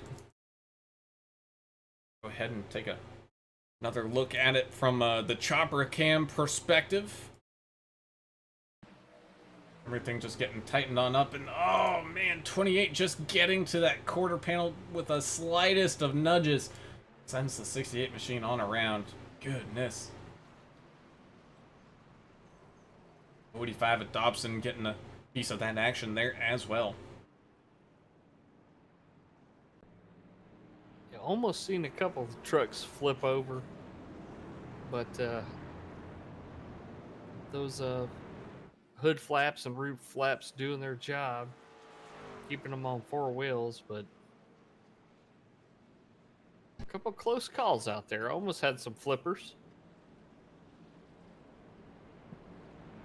Oh, Yahtzee. Oh goodness. Goodness gracious indeed, as all these drivers getting racked up behind the pace truck, getting ready to head on back to some green flag racing. Curious to see what the last third of this race is going to bring. Be awesome. Everybody's hungry. It's the first race of the new season. Got some guys out there that have something to prove, like the driver of the 42 there, Darby Marrioth. Show everybody what he can do. He's got all these vets racing around him. Former champions Jeff Vaught, Pope, and Robertson. So get ready to go back green. Well, they're not the only ones that are hungry. I missed dinner tonight, so I'm also hungry. So let's get this race rolling here once again. Going back to the green flag as the 42 electing the bottom side. That's allowing the 33 right up where he likes to restart here, getting that big run coming out of turns 1 and 2. And Vaught able to pick up that race lead here once again as, Andrew Player going for a wild ride down and into the infield. Heavy damage as he crashes into that inside wall. No caution, though, as it is way down off the racetrack.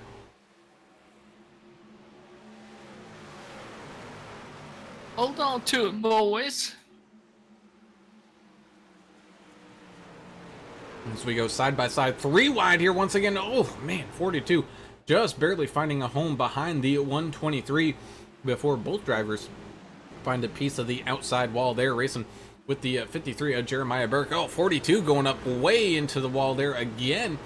Doing a little bit of wall ride action, trying to get around this tricky track here at Nashville as a yellow flag comes out. Scott Roney. Scott Roney in the infield there in the grass in the tri-oval. Spun around. Don't know if he had help. His truck looks pretty pristine, like it doesn't have any damage. And on up to the chopper. I think this might be a case of 81 of Osborne kind of slowed down near the apron, and a little bit of a checkup, and it looks like the 82 of Everett just with the ever slightest nudge to that back bumper right on the corner of it, spins the 023 around.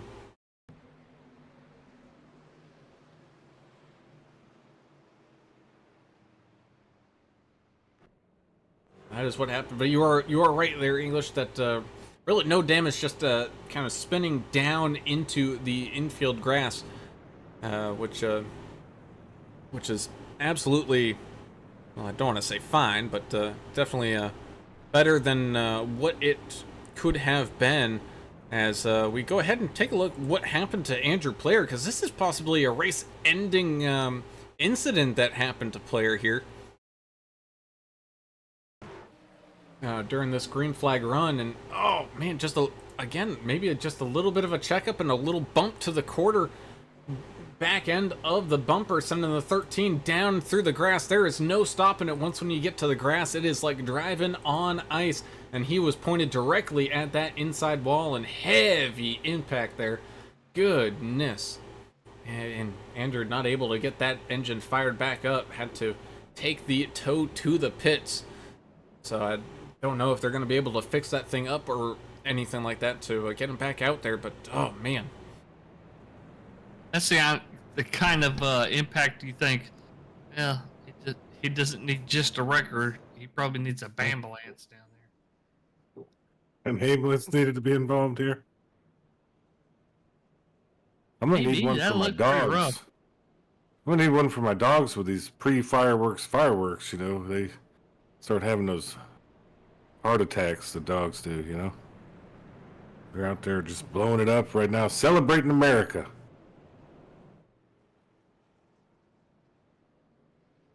America.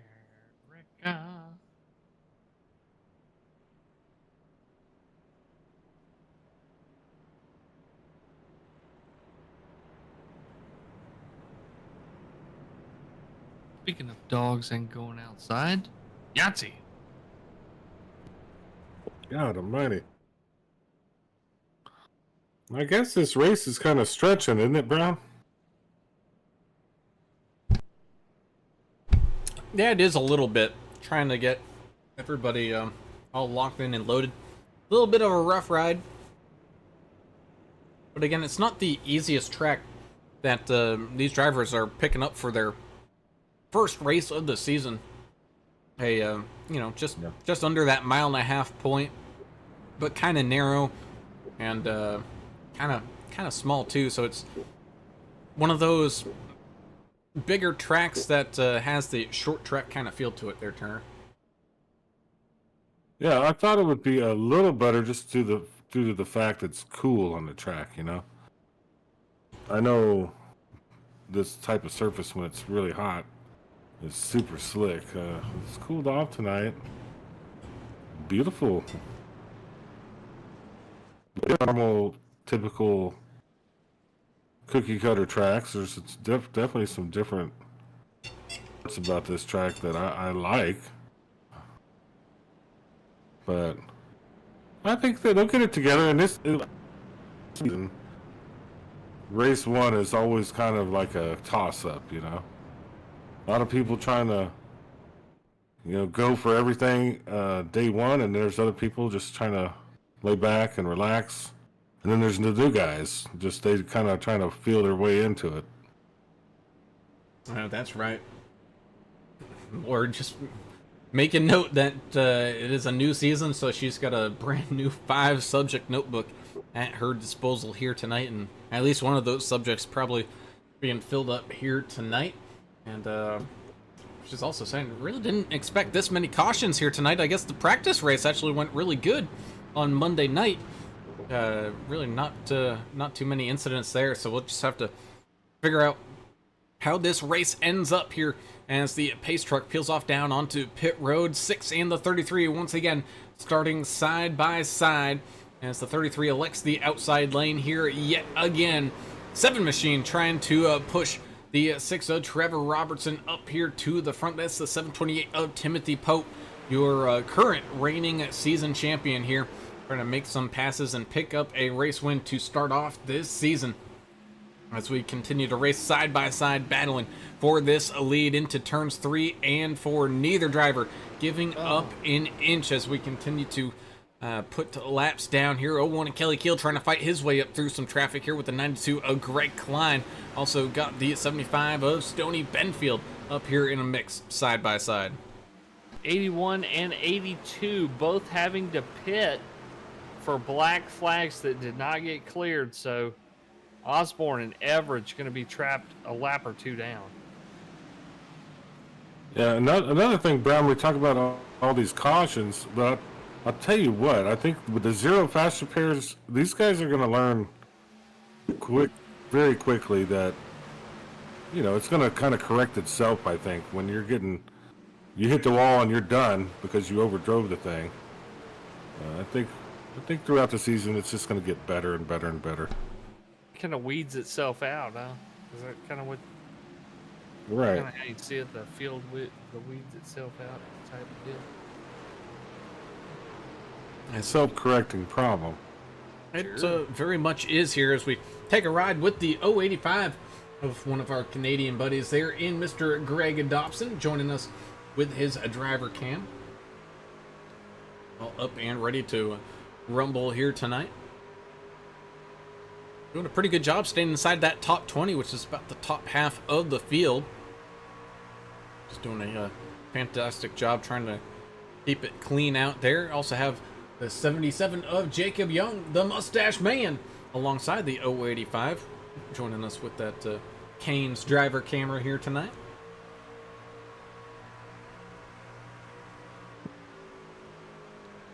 Good side-by-side racing here mid-pack. Actually, this is for 14th through 20th. Some nice crossovers going on between the 01 and the 75 here. Love seeing this close action. Everybody battling for position in the middle of the pack, because every position during the season matters, even in race number 1. Oh, and especially race number 1, to not put yourself in a hole too early here, as the 55 Ricky Wittenberg having a good battle with the 29 of Uncle Dave, as Mayberry trying to figure out a way around the outside of that 55, catch back up to that 16 of Kyle Vaught. Meanwhile, the one machine David Fite going alongside the 83 of Jason Gaines right now. Jason Gaines, one of our newcomers this season. You have to see all the new names out there. You know, this is one of those leagues that does it right. They've got a waiting list for a reason. Because people love racing here at VRL. And they've become like a family over time, don't they, Adam? I mean, that's kind of what we've seen over the past 3 years or so. Yeah, most everybody stays, and if they don't stay, they always come back, it seems like, for the most part. Yeah, it's really awesome stuff.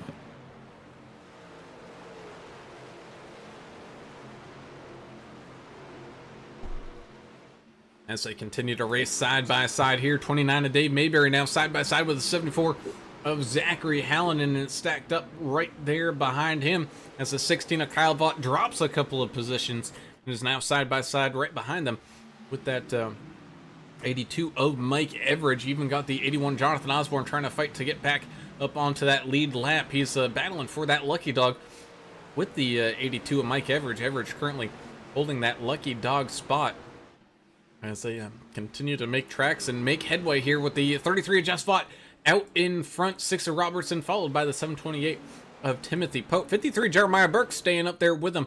Same thing with that 69 of Larry Dickerson. All drivers having a fantastic battle out there here tonight.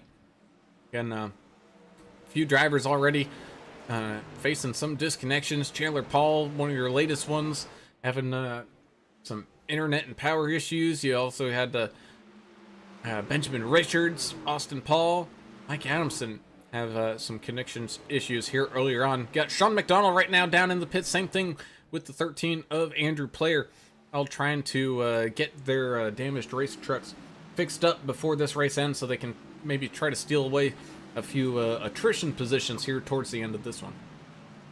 Everybody joining us out there in the YouTube chat, thank y'all so much for having fun with us here tonight. If you're a first-time viewer, because there's a rookie driver out there that you're watching, drop something in the YouTube chat. We'd love to give you a shout out and thank you for joining us as a new viewer.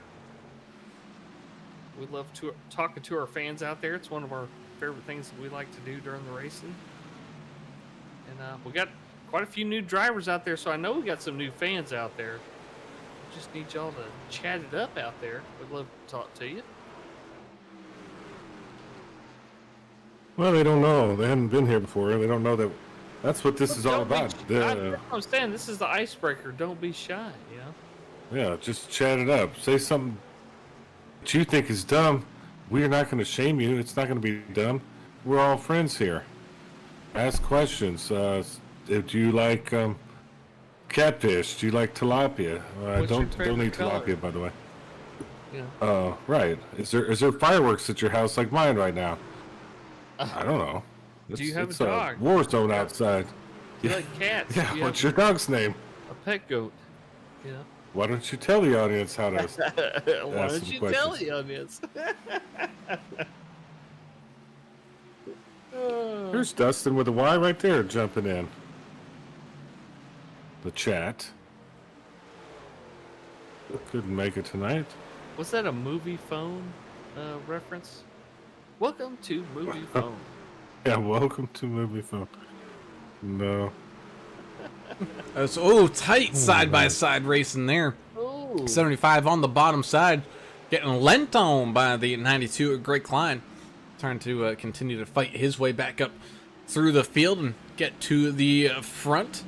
You got that one of David Fight up there in the mix as well, but the whole group of good race drivers right now all battling it out behind the 28 of George McCon and the 89 of Craig Goodenough. Osvaldo Mejia out there saying, what about the aliens? Pulling for the number 16 out there. Yeah, there's just been so much good racing, and I guess we need to hit the alien stuff during the cautions a little bit more, but we've been taking lots of breaks because it's a long race. Yeah, get in the YouTube rabbit hole of the pyramids and Giza and Antarctica and aliens. You'll see where I'm coming from. Oh, so it's like a good icebreaker for that too. Dustin with the Y. Dustin Eaton says, I heard Mayberry got given an extra set of tires, like black market tires. That's the only reason he's that far up into the standings. Hey, you know what? Whoa. If he's got the money and he can pay for that extra set, there ain't nothing wrong with it. Right? That's But eventually, Eventually, we're gonna talk to Mayberry in the winner's circle. oh, It's gonna happen. well, it already happened. We just happened to That's one have of them. some We had a tech power issues. outage. Yeah. Oh no, I forgot about that. Winner Dave, yeah, that's right. So 89 and the 28 continuing to battle side by side. A fantastic battle there, just inside of this top 10, right behind where that 29 of Dave Mayberry is. Dave needs to win again. So 33 not quite able to drive away from the rest of the podium drivers here just yet, as the 83 goes slipping and sliding across the track. Oh my goodness, just Some gains. oh my gosh, just barely missing some heavy contact there with another race truck. Goodness, bringing out the caution flag there. Let's go ahead and see what happened for the 83 machine. Looks like he just got kind of tangled up here with the 16 of young Kyle Vaught. Oh, he was trying to arc down into the corner. Unfortunately, the 16 was still there, and they got all grouped up and snagged up. And he goes flying down across the track. And then, oh man, we're going to have to take a ride here with the 42, as I believe the 42 is going to need a diaper change. That was kind of scary. Yeah, not too Darby, much damage on the 83. Darby got a windshield full. Oof.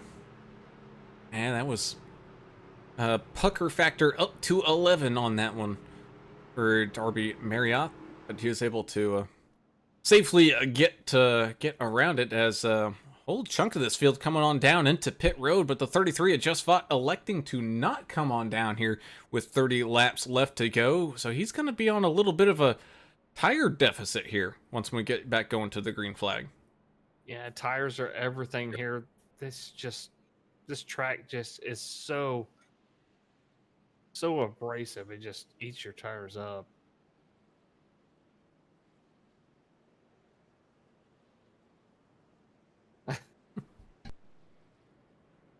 Some interesting banter going back and forth on the radio.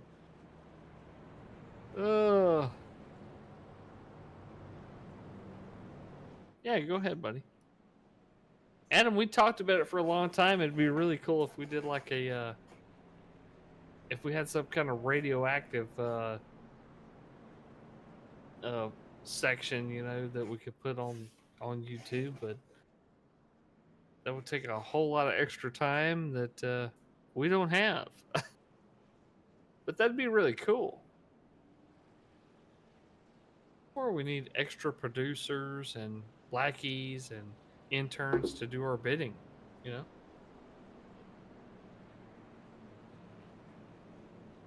Am I here by myself? I guess I am. I guess Turner is gone on break as well. So I hate that y'all have to just listen to me by myself, because if I don't have anybody to play off of, I'm pretty boring.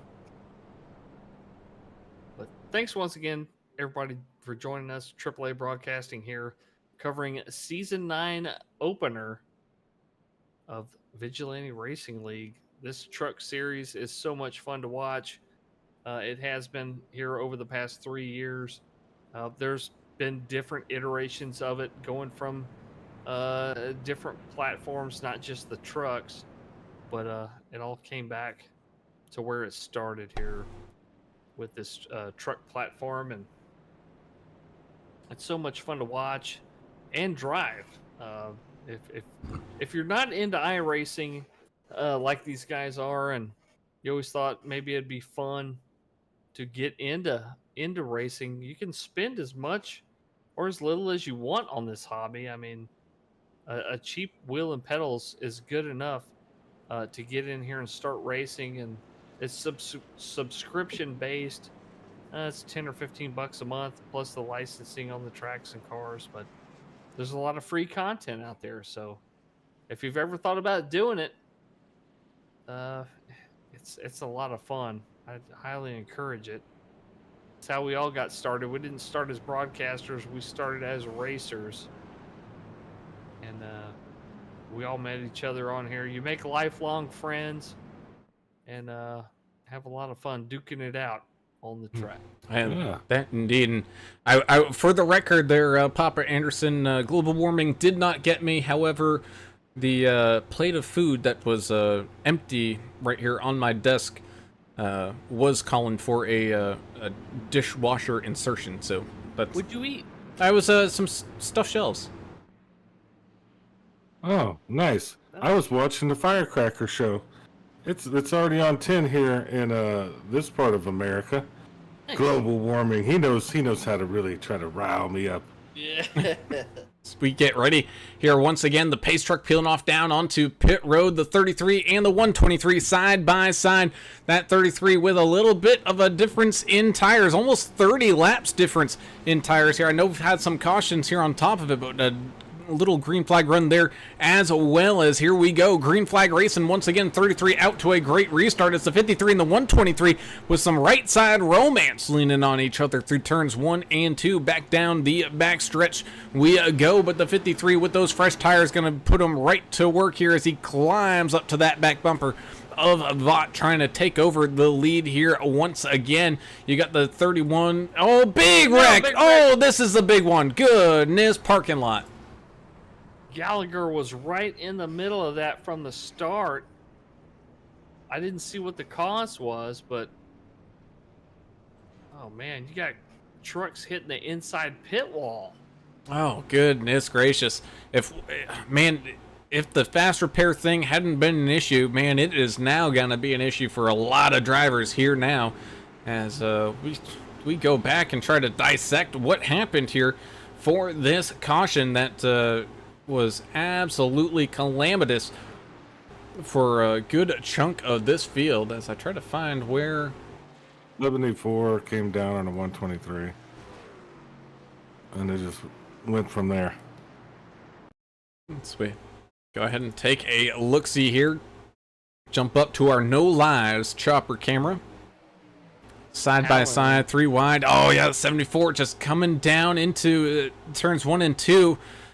I wonder if iRacing's AI has been falling asleep at the wheel here, and the 74 didn't hear that he had somebody inside of him, because he come just like before, just came straight back down across the track, and the 123 was still there, sending the 123 on around. 74 gets spun back up the racetrack, and then from there on, it is just absolute mayhem. People flying all over the place. I don't think a single driver made it through that wreck other than Jonathan Osborne and Mr. Curtis there, able to slip on through. Well, Alan, you remember when we were racing ARCA series together, when your car got hung up in the outside wall and you gave it a little bit of left turn, it would just smack off the wall like 90 miles an hour to the left. It was crazy. Oh yeah. That's what it looked like. What happened to Howland in there? He had some contact with the outside wall. He turned his wheel to the left, and then it just snapped, grabbed, and flew down the track. I'm not sure that he thought he was clear. I think it was when he was trying to get off the wall, it just snapped, grabbed, and went. I don't know, man. It's something we're gonna have to follow up. There's some great views of it though, Brown. I mean, it happened so quick, and there was a lot of quick movement there with the trucks, like you said, just a lot of trucks snapping, and when that happens, that's when you need the ambulance right there. And that's when it turns into a game over, as pit road is filled with damaged race trucks right now. Everybody trying to get whatever damage they can to get back out onto that racetrack to try to finish this thing on out. And again, both Player and McDonald still stuck on pit road getting engines replaced. At this point, man, Sean McDonald's almost been on pit road for an hour. And So that just tells you how much damage these trucks are going to get with this zero fast repair package that these drivers got going on here tonight. And man, yeah, that was just violent. Now I guess this is why they call it the Nashville Super Speedway, because that wreck was something straight out of a super speedway. Yeah, it was, and you know, there are some opportunities for some guys to make some attrition positions, but Sean McDonald is he's 29 laps off the guy in front of him. I don't think he's going to make any. I don't think he's going to make any headway, but he is racing against Benjamin Richards, who is on the same lap he is, 75 laps down. So every point Benjamin counts. Richards. We're gonna talk about that all season, aren't we, Adam? I mean, every point, every position counts. Yep, out. But there is a lot of activity on the radio, English. A lot of it is about the fact that we have people on eddies for damage tonight, so we're trying to sort all that out on the racetrack. That we do as the lights on the pace truck turn off, which means we're going back to green flag racing with about 22 laps left to go. Something to keep your eye on, though, is going to be that 33 of Jess Vaught.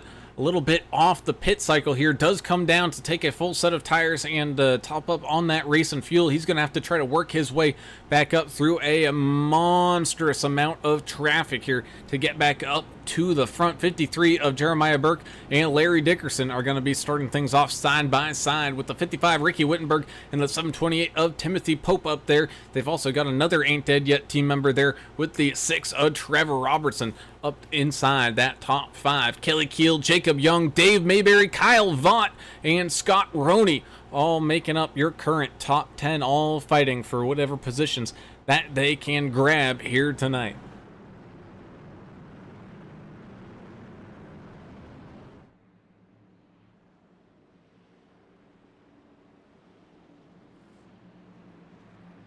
So glad to have you out here, Jillian, once again, cheering on for Kelly as the pace truck peels off down and into pit road. We go back to green flag racing here from Nashville Super Speedway and this Vigilante Racing League Season 9 opener here tonight. Side by side, they send it off down into turns 1 and 2 side by side. Oh, 69 hooking something. Same thing with the 6 of Trevor Robertson. A little self spin out there causing mayhem to quickly bring out that yellow flag. 33 of Just Fought getting caught up in it. Same thing with the 82 of Mike Everidge.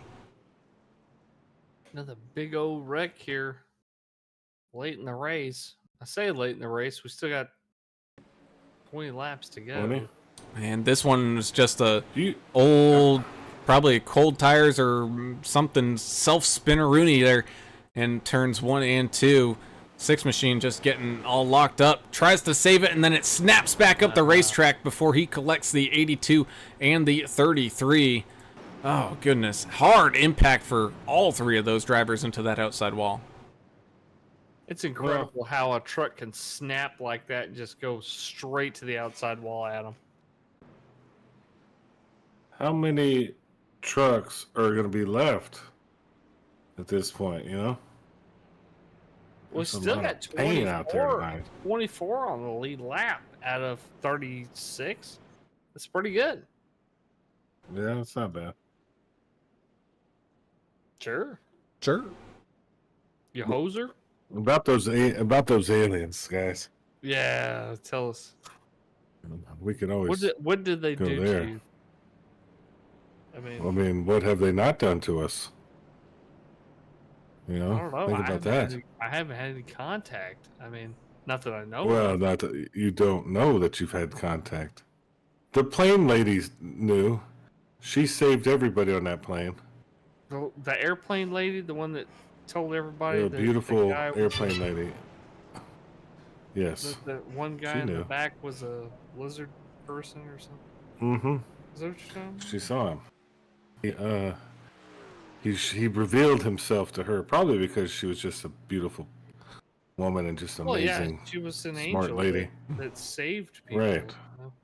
And Yeah, so that happened. to put a pause on this You never, conversation here, fellas.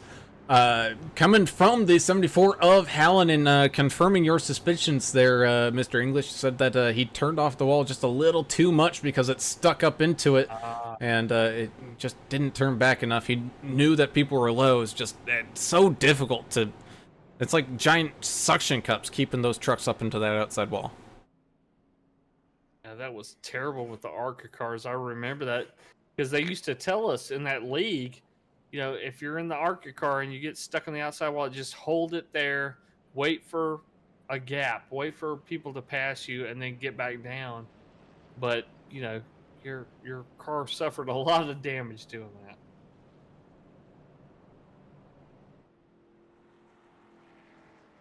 Yeah, with that, you are not kidding whatsoever as we're slowly waning on the laps left to go here. Just in case it does come up, I believe we have one and one only chance for some overtime of green-white checker racing, so keep your eyes out to that one. I know we had to use it going into the season finale last week, and unfortunately was not able to get finished up under racing conditions, so they had to unfortunately go based off of the caution flag. But hopefully we can race this final. It's probably going to be about 17 laps left to go here once when we get going again.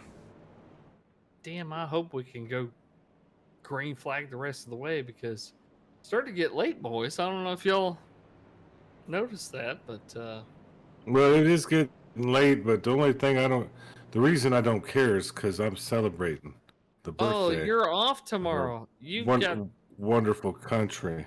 you're a government. Well, I mean, man. I earned it. Yeah, I earned it. You know, I mean, I've been working for the government so long they gave me the 4th off.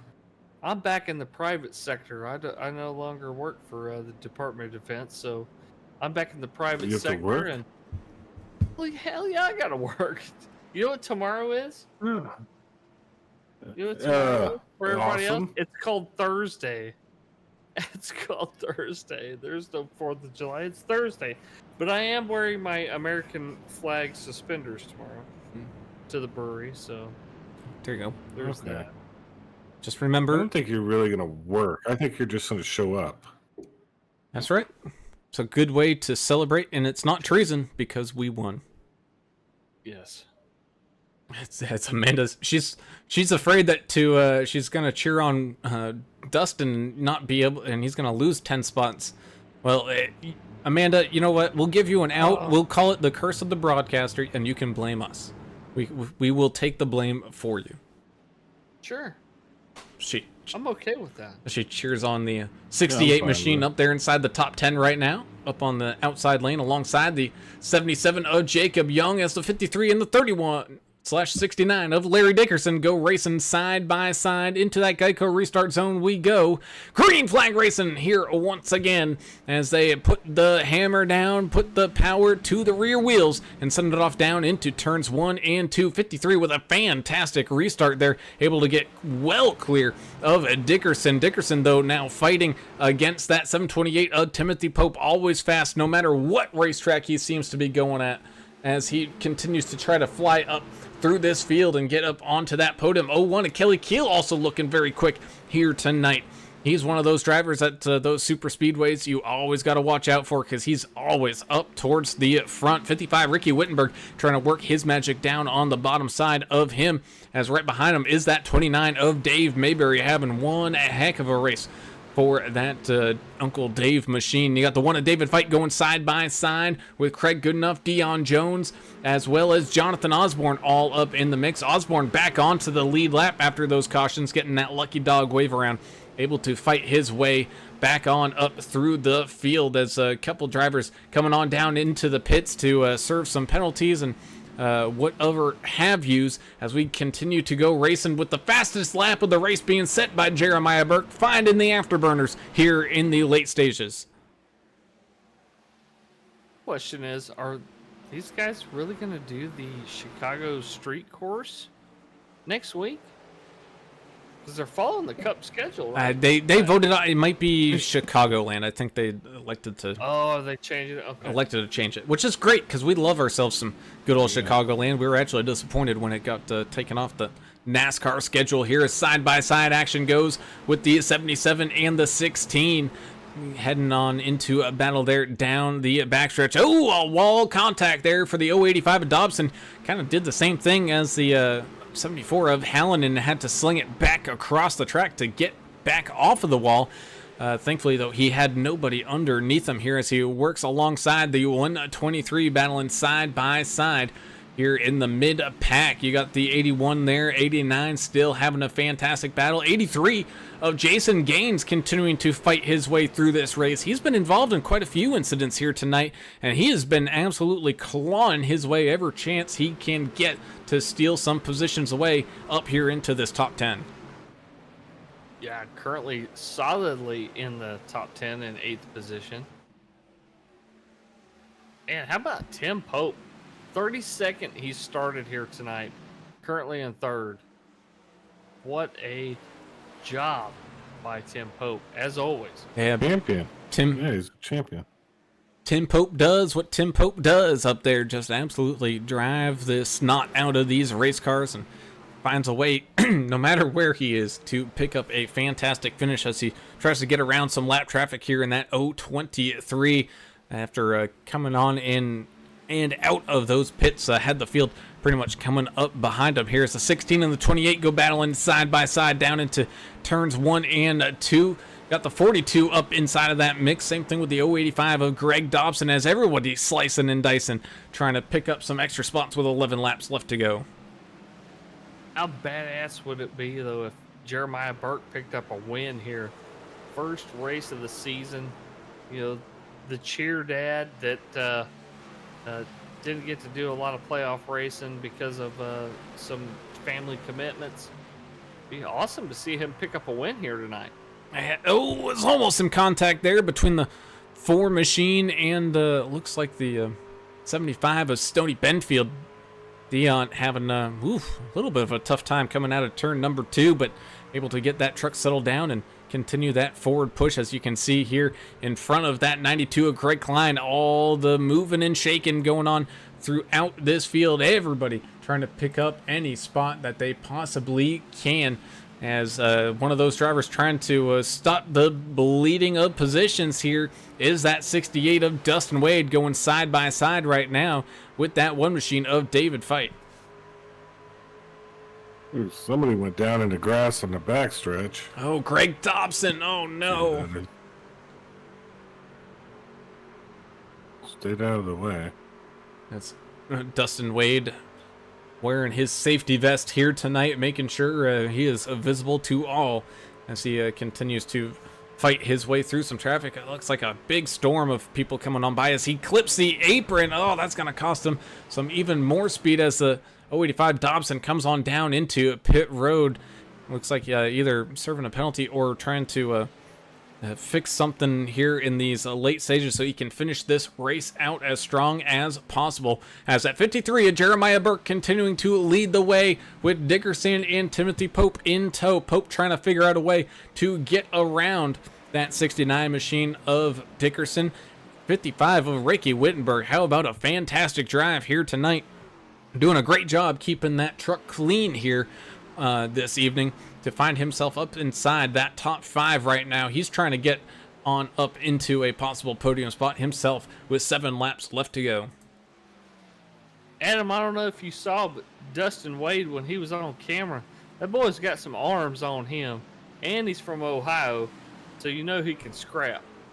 So I don't think I missed. I didn't see that. Yeah, but I never mess with those Ohio boys. They're all I know pretty better. tough. Yeah, Well, they all know how to they're kind fight. of mean sometimes. Well, yeah. Well, I'm not saying they're all. They're like a gang. The whole state. They're all a gang. They're not all. The whole state is like a gang. I'm not saying they're all angels, but they all know how to fight. Oh, is the Here we go, pit stop. 89 and the 16 coming on down into pit road. A little off cycle, so I don't know why they're coming on down. Didn't expect any fuel problems for any of these drivers out here, as we've had enough cautions to try to even that playing field with 5 laps left to go. 81 Jonathan Osborne on the back bumper here of Jacob Young. Only 20 laps ago, the 81 of Osborne was a lap down, and he's now back up inside of this top 10. Oh, as he snags the outside wall, bleeds off a little bit of speed, and he goes back to battle with the 77 after he had just stolen that position away. Actually, some more drivers behind him snagging a piece of that outside wall. Just goes to show you why the 81 of Osborne was in the mix for that season championship here last season. He is absolutely a fantastic driver and can pick up the pace when he needs to. He good. Greg Goodenough's coming into the pits. He just called it. But I don't know if some of these are maybe some like Emergency fuel. which surprises me because I thought most of everybody came down within the last 30 laps or so. Would have thought that they're all set on fuel on that front, but I don't know. We'll just have to wait and find out. I know Jeremiah Burke came back in on lap 119, which is going to be about 30 laps ago from this point on. So I think he's going to be good with 2 laps to go. Comes back down across that line, still sees that 3/4 of a second gap between himself and Dickerson as Timothy Pope just continuing to ride that bumper of the 69. Maybe Burke's going to get him a win here if he could just hold on. I'm glad to see that. He's just having to hold on for one more lap as they come back down and across that start-finish line. White flag is out, so we are racing this one out to the very end as the 53 leads the way down and around turns 1 and 2.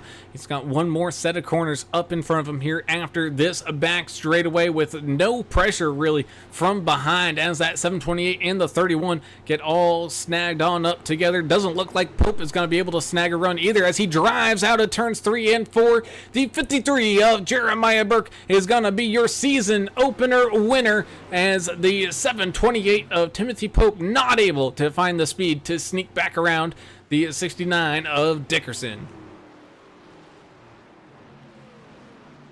Good win by Jeremiah Burke. It's good to see him take a win here and start the season off strong here, season 9 of Vigilante Racing League.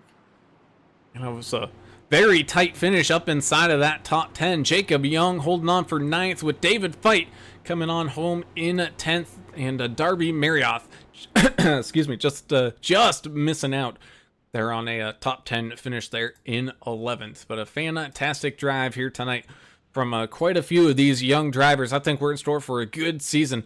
A lot of promising talent out there tonight. Sounds like Jason Gaines is going to be our spotlight driver, I believe, if I heard Lori correctly. Oh, fantastic. Always love it when we get to talk to the rookies here early. I think that's what she said, but I don't see I think you're right. He jumped up into the waiting room, so I believe, All right, cool. believe you are right on that one as we go ahead and start to get these driver interviews up and underway.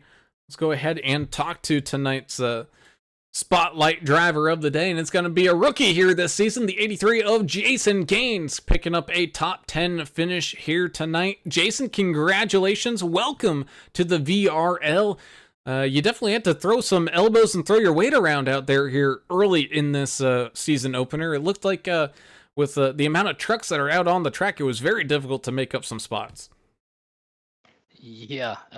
First off, thanks for the warm welcome there. It's fun to find a racing league like the one that Lori and Jess have put on here. It's, from what I ran the Vigilante series and the mock race Monday, everything's been nice. Tonight was a little different. It was definitely tough.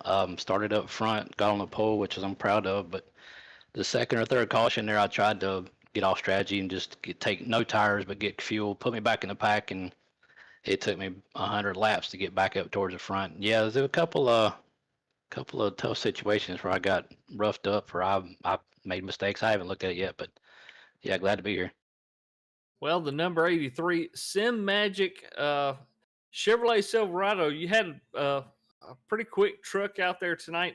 Not a whole lot of paint left on the right side of that truck. Was that kind of indicative on what a lot of you guys were dealing with out there tonight? You know, once you kind of lose that grip, you kind of push to the outside. Did you have a lot of contact with that outside wall here tonight?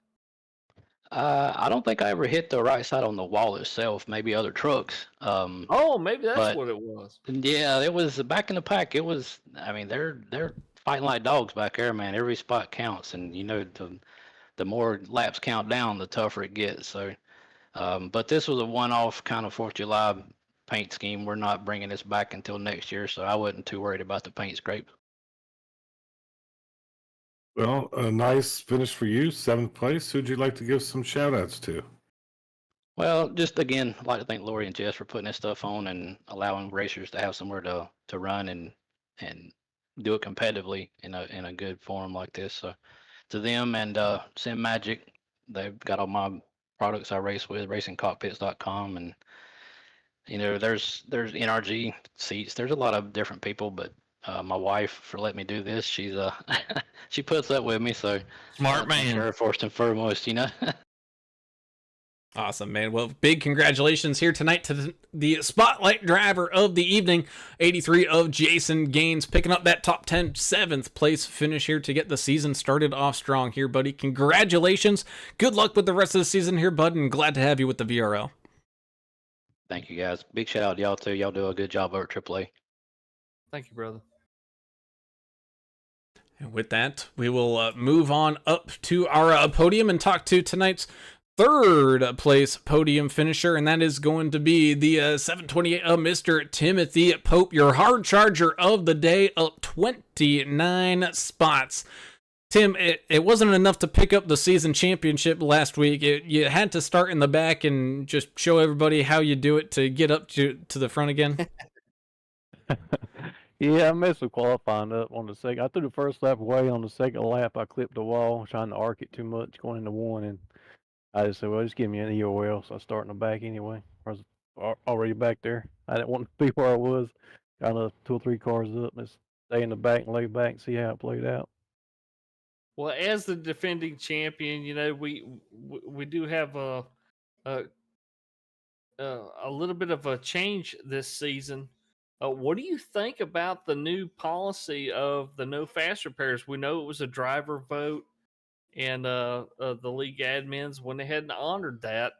Do you think it's going to improve racing overall? I think it's going to lend to more consistency. I think it's going to be the guys that take care of their trucks and race smarter. I think it's going to help them out.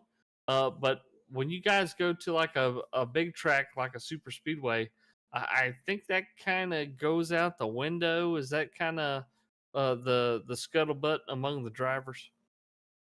Yeah, I don't know how it's gonna work on super speedways. It's I probably just gonna ride in the back there, see what happens. But yeah, the fast no rest for air. I expect it to be a little bit more cleaner. It was tonight. I guess it's the first race of the season. Everybody's antsy, wanting to get out there and get it going. I guess. Well, you did a good job. 3rd place, up 29. I think you take that every day. So, especially with what we saw. Who'd you like to give some thank yous to? Ricky Rittenberg for this 4th of July paint, D&D Graphics. You guys up in the booth, Jess and Lori for the league they put on. Everybody else on this team. Awesome, man. Well, big congratulations to the 728 of Timothy Pope, your hard charger of the evening, and starting off the new season strong to defend that championship title, man. Congratulations. Good luck with the rest of the season here, Timmy. Thank you. That we will move on up to the 2nd step of the podium, and starting up quite a few spots here tonight, up 9 to finish in 2nd is the 69 of Larry Dickerson, picking up a fantastic podium finish to get this season started off strong. Larry, congratulations, buddy. I know towards the end of last season you were really starting to come alive. Well, you're starting it here early this season. Oh, yeah, it feels good to start the season from some good momentum. Hopefully make a run for that championship. Well, Larry, we noticed very aggressive here uh, on the first race of the season, but that's nothing new to you. You're a very aggressive driver, but somebody had mentioned in the YouTube chat that Larry Dickerson's running around out there like he's got 4 fast repairs, not one. But I mean, it landed you in second place, and you were in contention for a championship last week. So, can you really argue with that? Is aggression the way to really go here this season to kind of establish momentum, establish yourself, and Uh, go out there and chase that trophy? it is a fine line. With us not having no fast repairs this season, you gotta know when to pick your battles and when to lay off. So it was a very fine line. I know I probably forced it a couple times, but it paid off, and I didn't wreck nobody. I made sure I gave everybody room. So the aggressiveness paid off. I just got to keep it under control and not screw up. Well, second place, that's a good job. Who'd you like to give some shout outs to? First off, I want to give y'all a shout out for best broadcast in our race, and shout out to the person who rung me up at Lowe's today, the gas station for letting me get their gas, Here we and go. and the guy who bought my 2 race cars for South Boston. So appreciate it. Shout out to all of them, but honestly, shout out to my buddy Chris and his wife watching, my friend Dylan watching. Shout out to my teammates Albert, Jack, Jeremiah, congrats to my teammate on the win, and Tim for a 3rd place finish, and my new teammate Joe.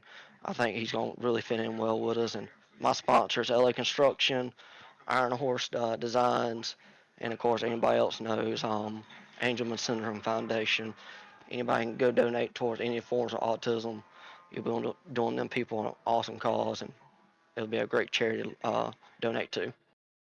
Awesome, man. Well, congratulations. Starting the season off strong here tonight. In second place is your 69 of Larry Dickerson, man. Congratulations. Look forward to seeing what you have in store for us the rest of the season, buddy, and wishing you the best of luck. Appreciate it, and till next time, guys, the milk dud is out!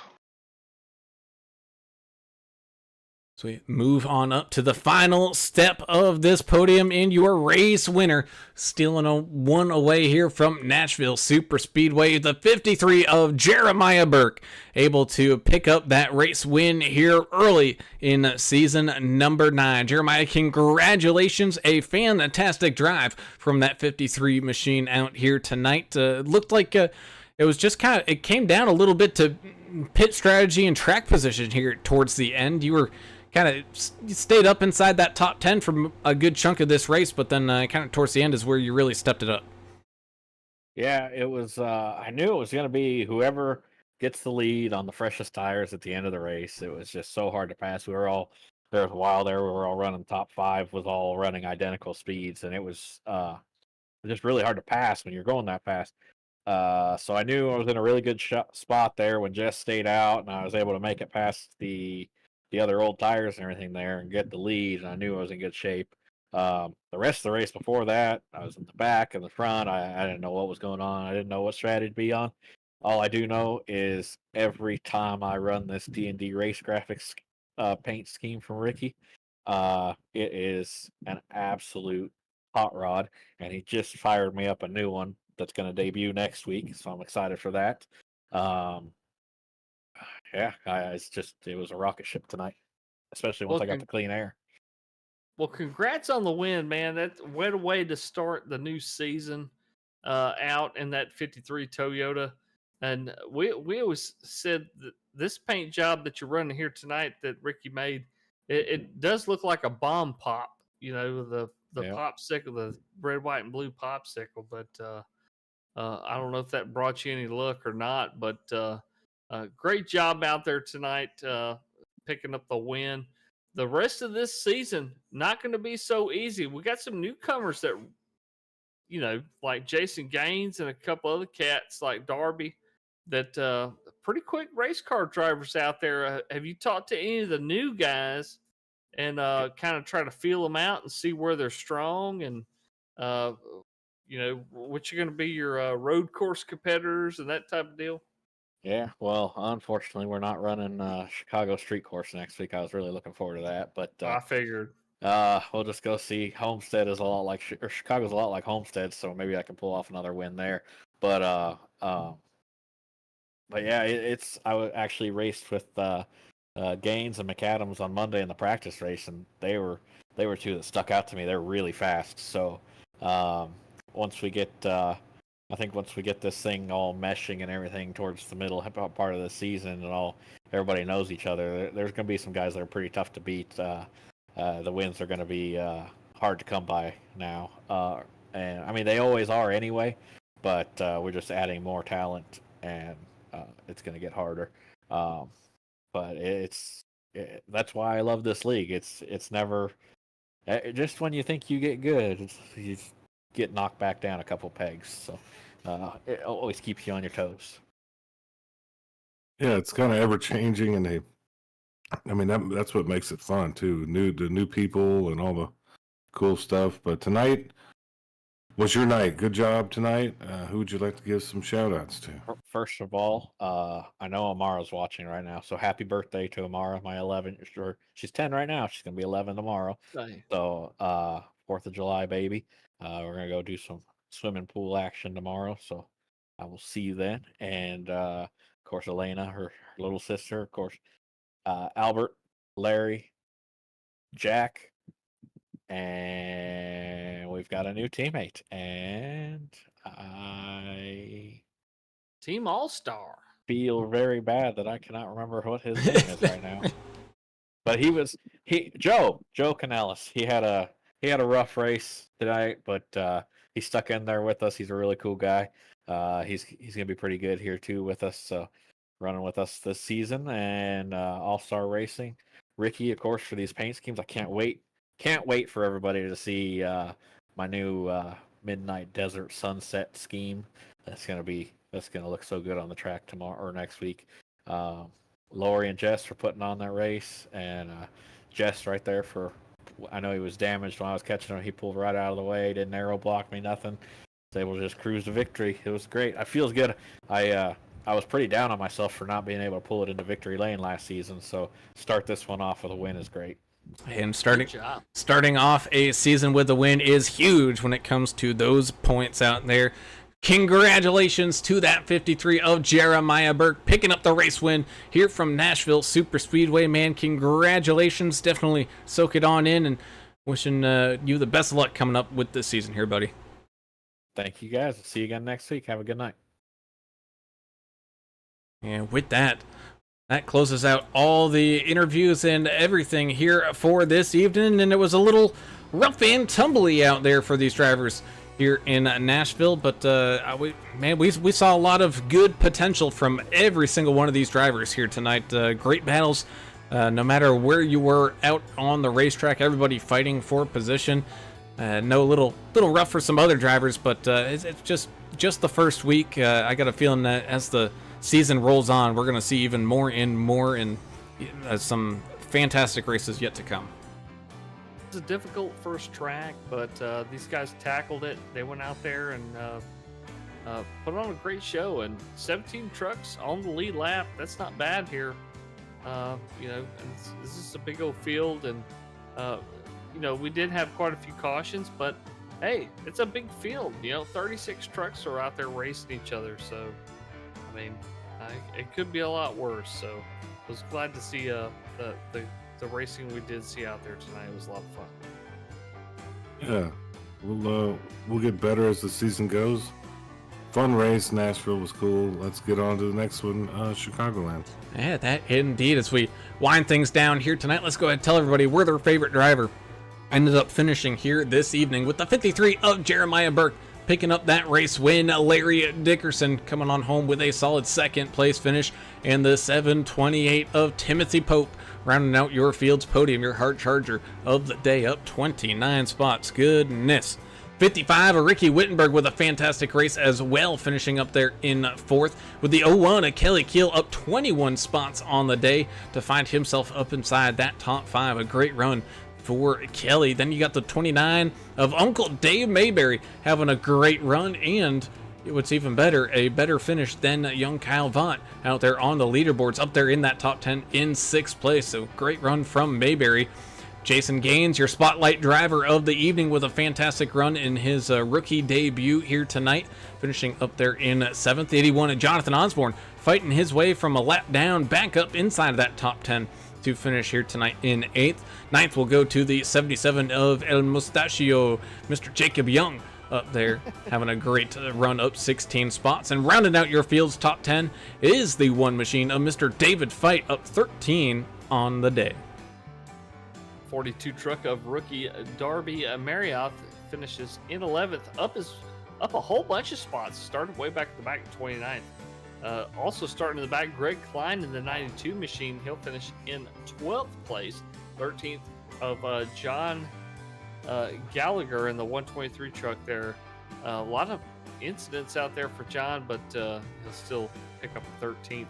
14th, Dion Jones in the 4 machine. We didn't hardly talk about Dion at all tonight, but very, very consistent, up a whole ton of spots. Great job there, Dion. Let's see, 75 of another rookie there, Stoney Benfield. Started in 15th, finished in 15th on the lead lap. Congratulations. Dustin Wade in the 68 finishes in 16th, up 12 positions. Trevor Robertson, not the race that Trevor wanted out there in the 6th machine. Started outside row number 2 and wound up 17th, the last truck on the lead lap. First truck 1 lap down. 82, Mike Everidge finishes in 18th place. 19th, Scott Roney in the 023. Greg Dobson 085 finishes in 20th positions, up 2 spots, also 1 lap down. 28, George Rico, 21st, 22nd, Jack Dixon, and 19. 16, Kyle Vaught, 23rd, 24th. Newcomer, the 30, Joe Canellis. 89, Craig Goodenough, 25th. 26th, John McAdam, in the 47. 99, America's driver, Albert Anderson, finished 27th. 28th, Jess Vaught, in the 33. 74, Zach Hallinan. 29th, 30th, John Curtis there in the 43. 13 of Andrew Player, 31st. 32nd, Chandler Paul. Benjamin Richards in the 56, another newcomer. 33rd, 34th, Sean McDonald in the 14. Number 3, Austin Paul, 35th. And there's Mike Adamson down there at the bottom. I don't know if he put in a lap or not. 36, and then there's Lori Vaught. Thank you, Lori, for dealing with this and put some stuff in your notebook tonight. And there you have it, your field here tonight from Nashville. As always, we thank you all for tuning in and watching. If you haven't done so already, be sure to hit that subscribe button, ring the notification bell so you get alerted every single time that we go live. And of course, if you enjoy any of the action, be sure to hit that thumbs up button so that way we can continue to grow this fantastic community. We also have to say a huge thank you to the proud sponsors of the VRL, such as GC Cruise Travel, Blue Fox Properties and Mr. Dave Mayberry, DND RaceGrafix, and Southbound Real Estate with Ricky Wittenberg. Thank you all for your continued support of the amazing Vigilante Racing League, because without it, they wouldn't be able to put on the amazing show week in and week out like they always do. So big time thank you to the sponsors. So with that, we close down the action here tonight. Nothing coming up until Sunday as the Numb Thumbs Racing League Super Speedway Series gets up and running there, continuing their playoff push. I think that's going to be a cut round coming up on Sunday night, so definitely something to keep your eyes out for. But on that note, wishing everybody a happy and safe Independence Day coming up tomorrow. Be sure you don't drink and drive, and you can count all your fingers, whatever you start with for that day, that you have them following that night. Don't want to hear about any firework injuries, because those are absolutely terrible. So just enjoy it, but enjoy it responsibly. And with that, I'm Alan Brown for Alan English and Adam Turner. We are signing off. We gone. See ya.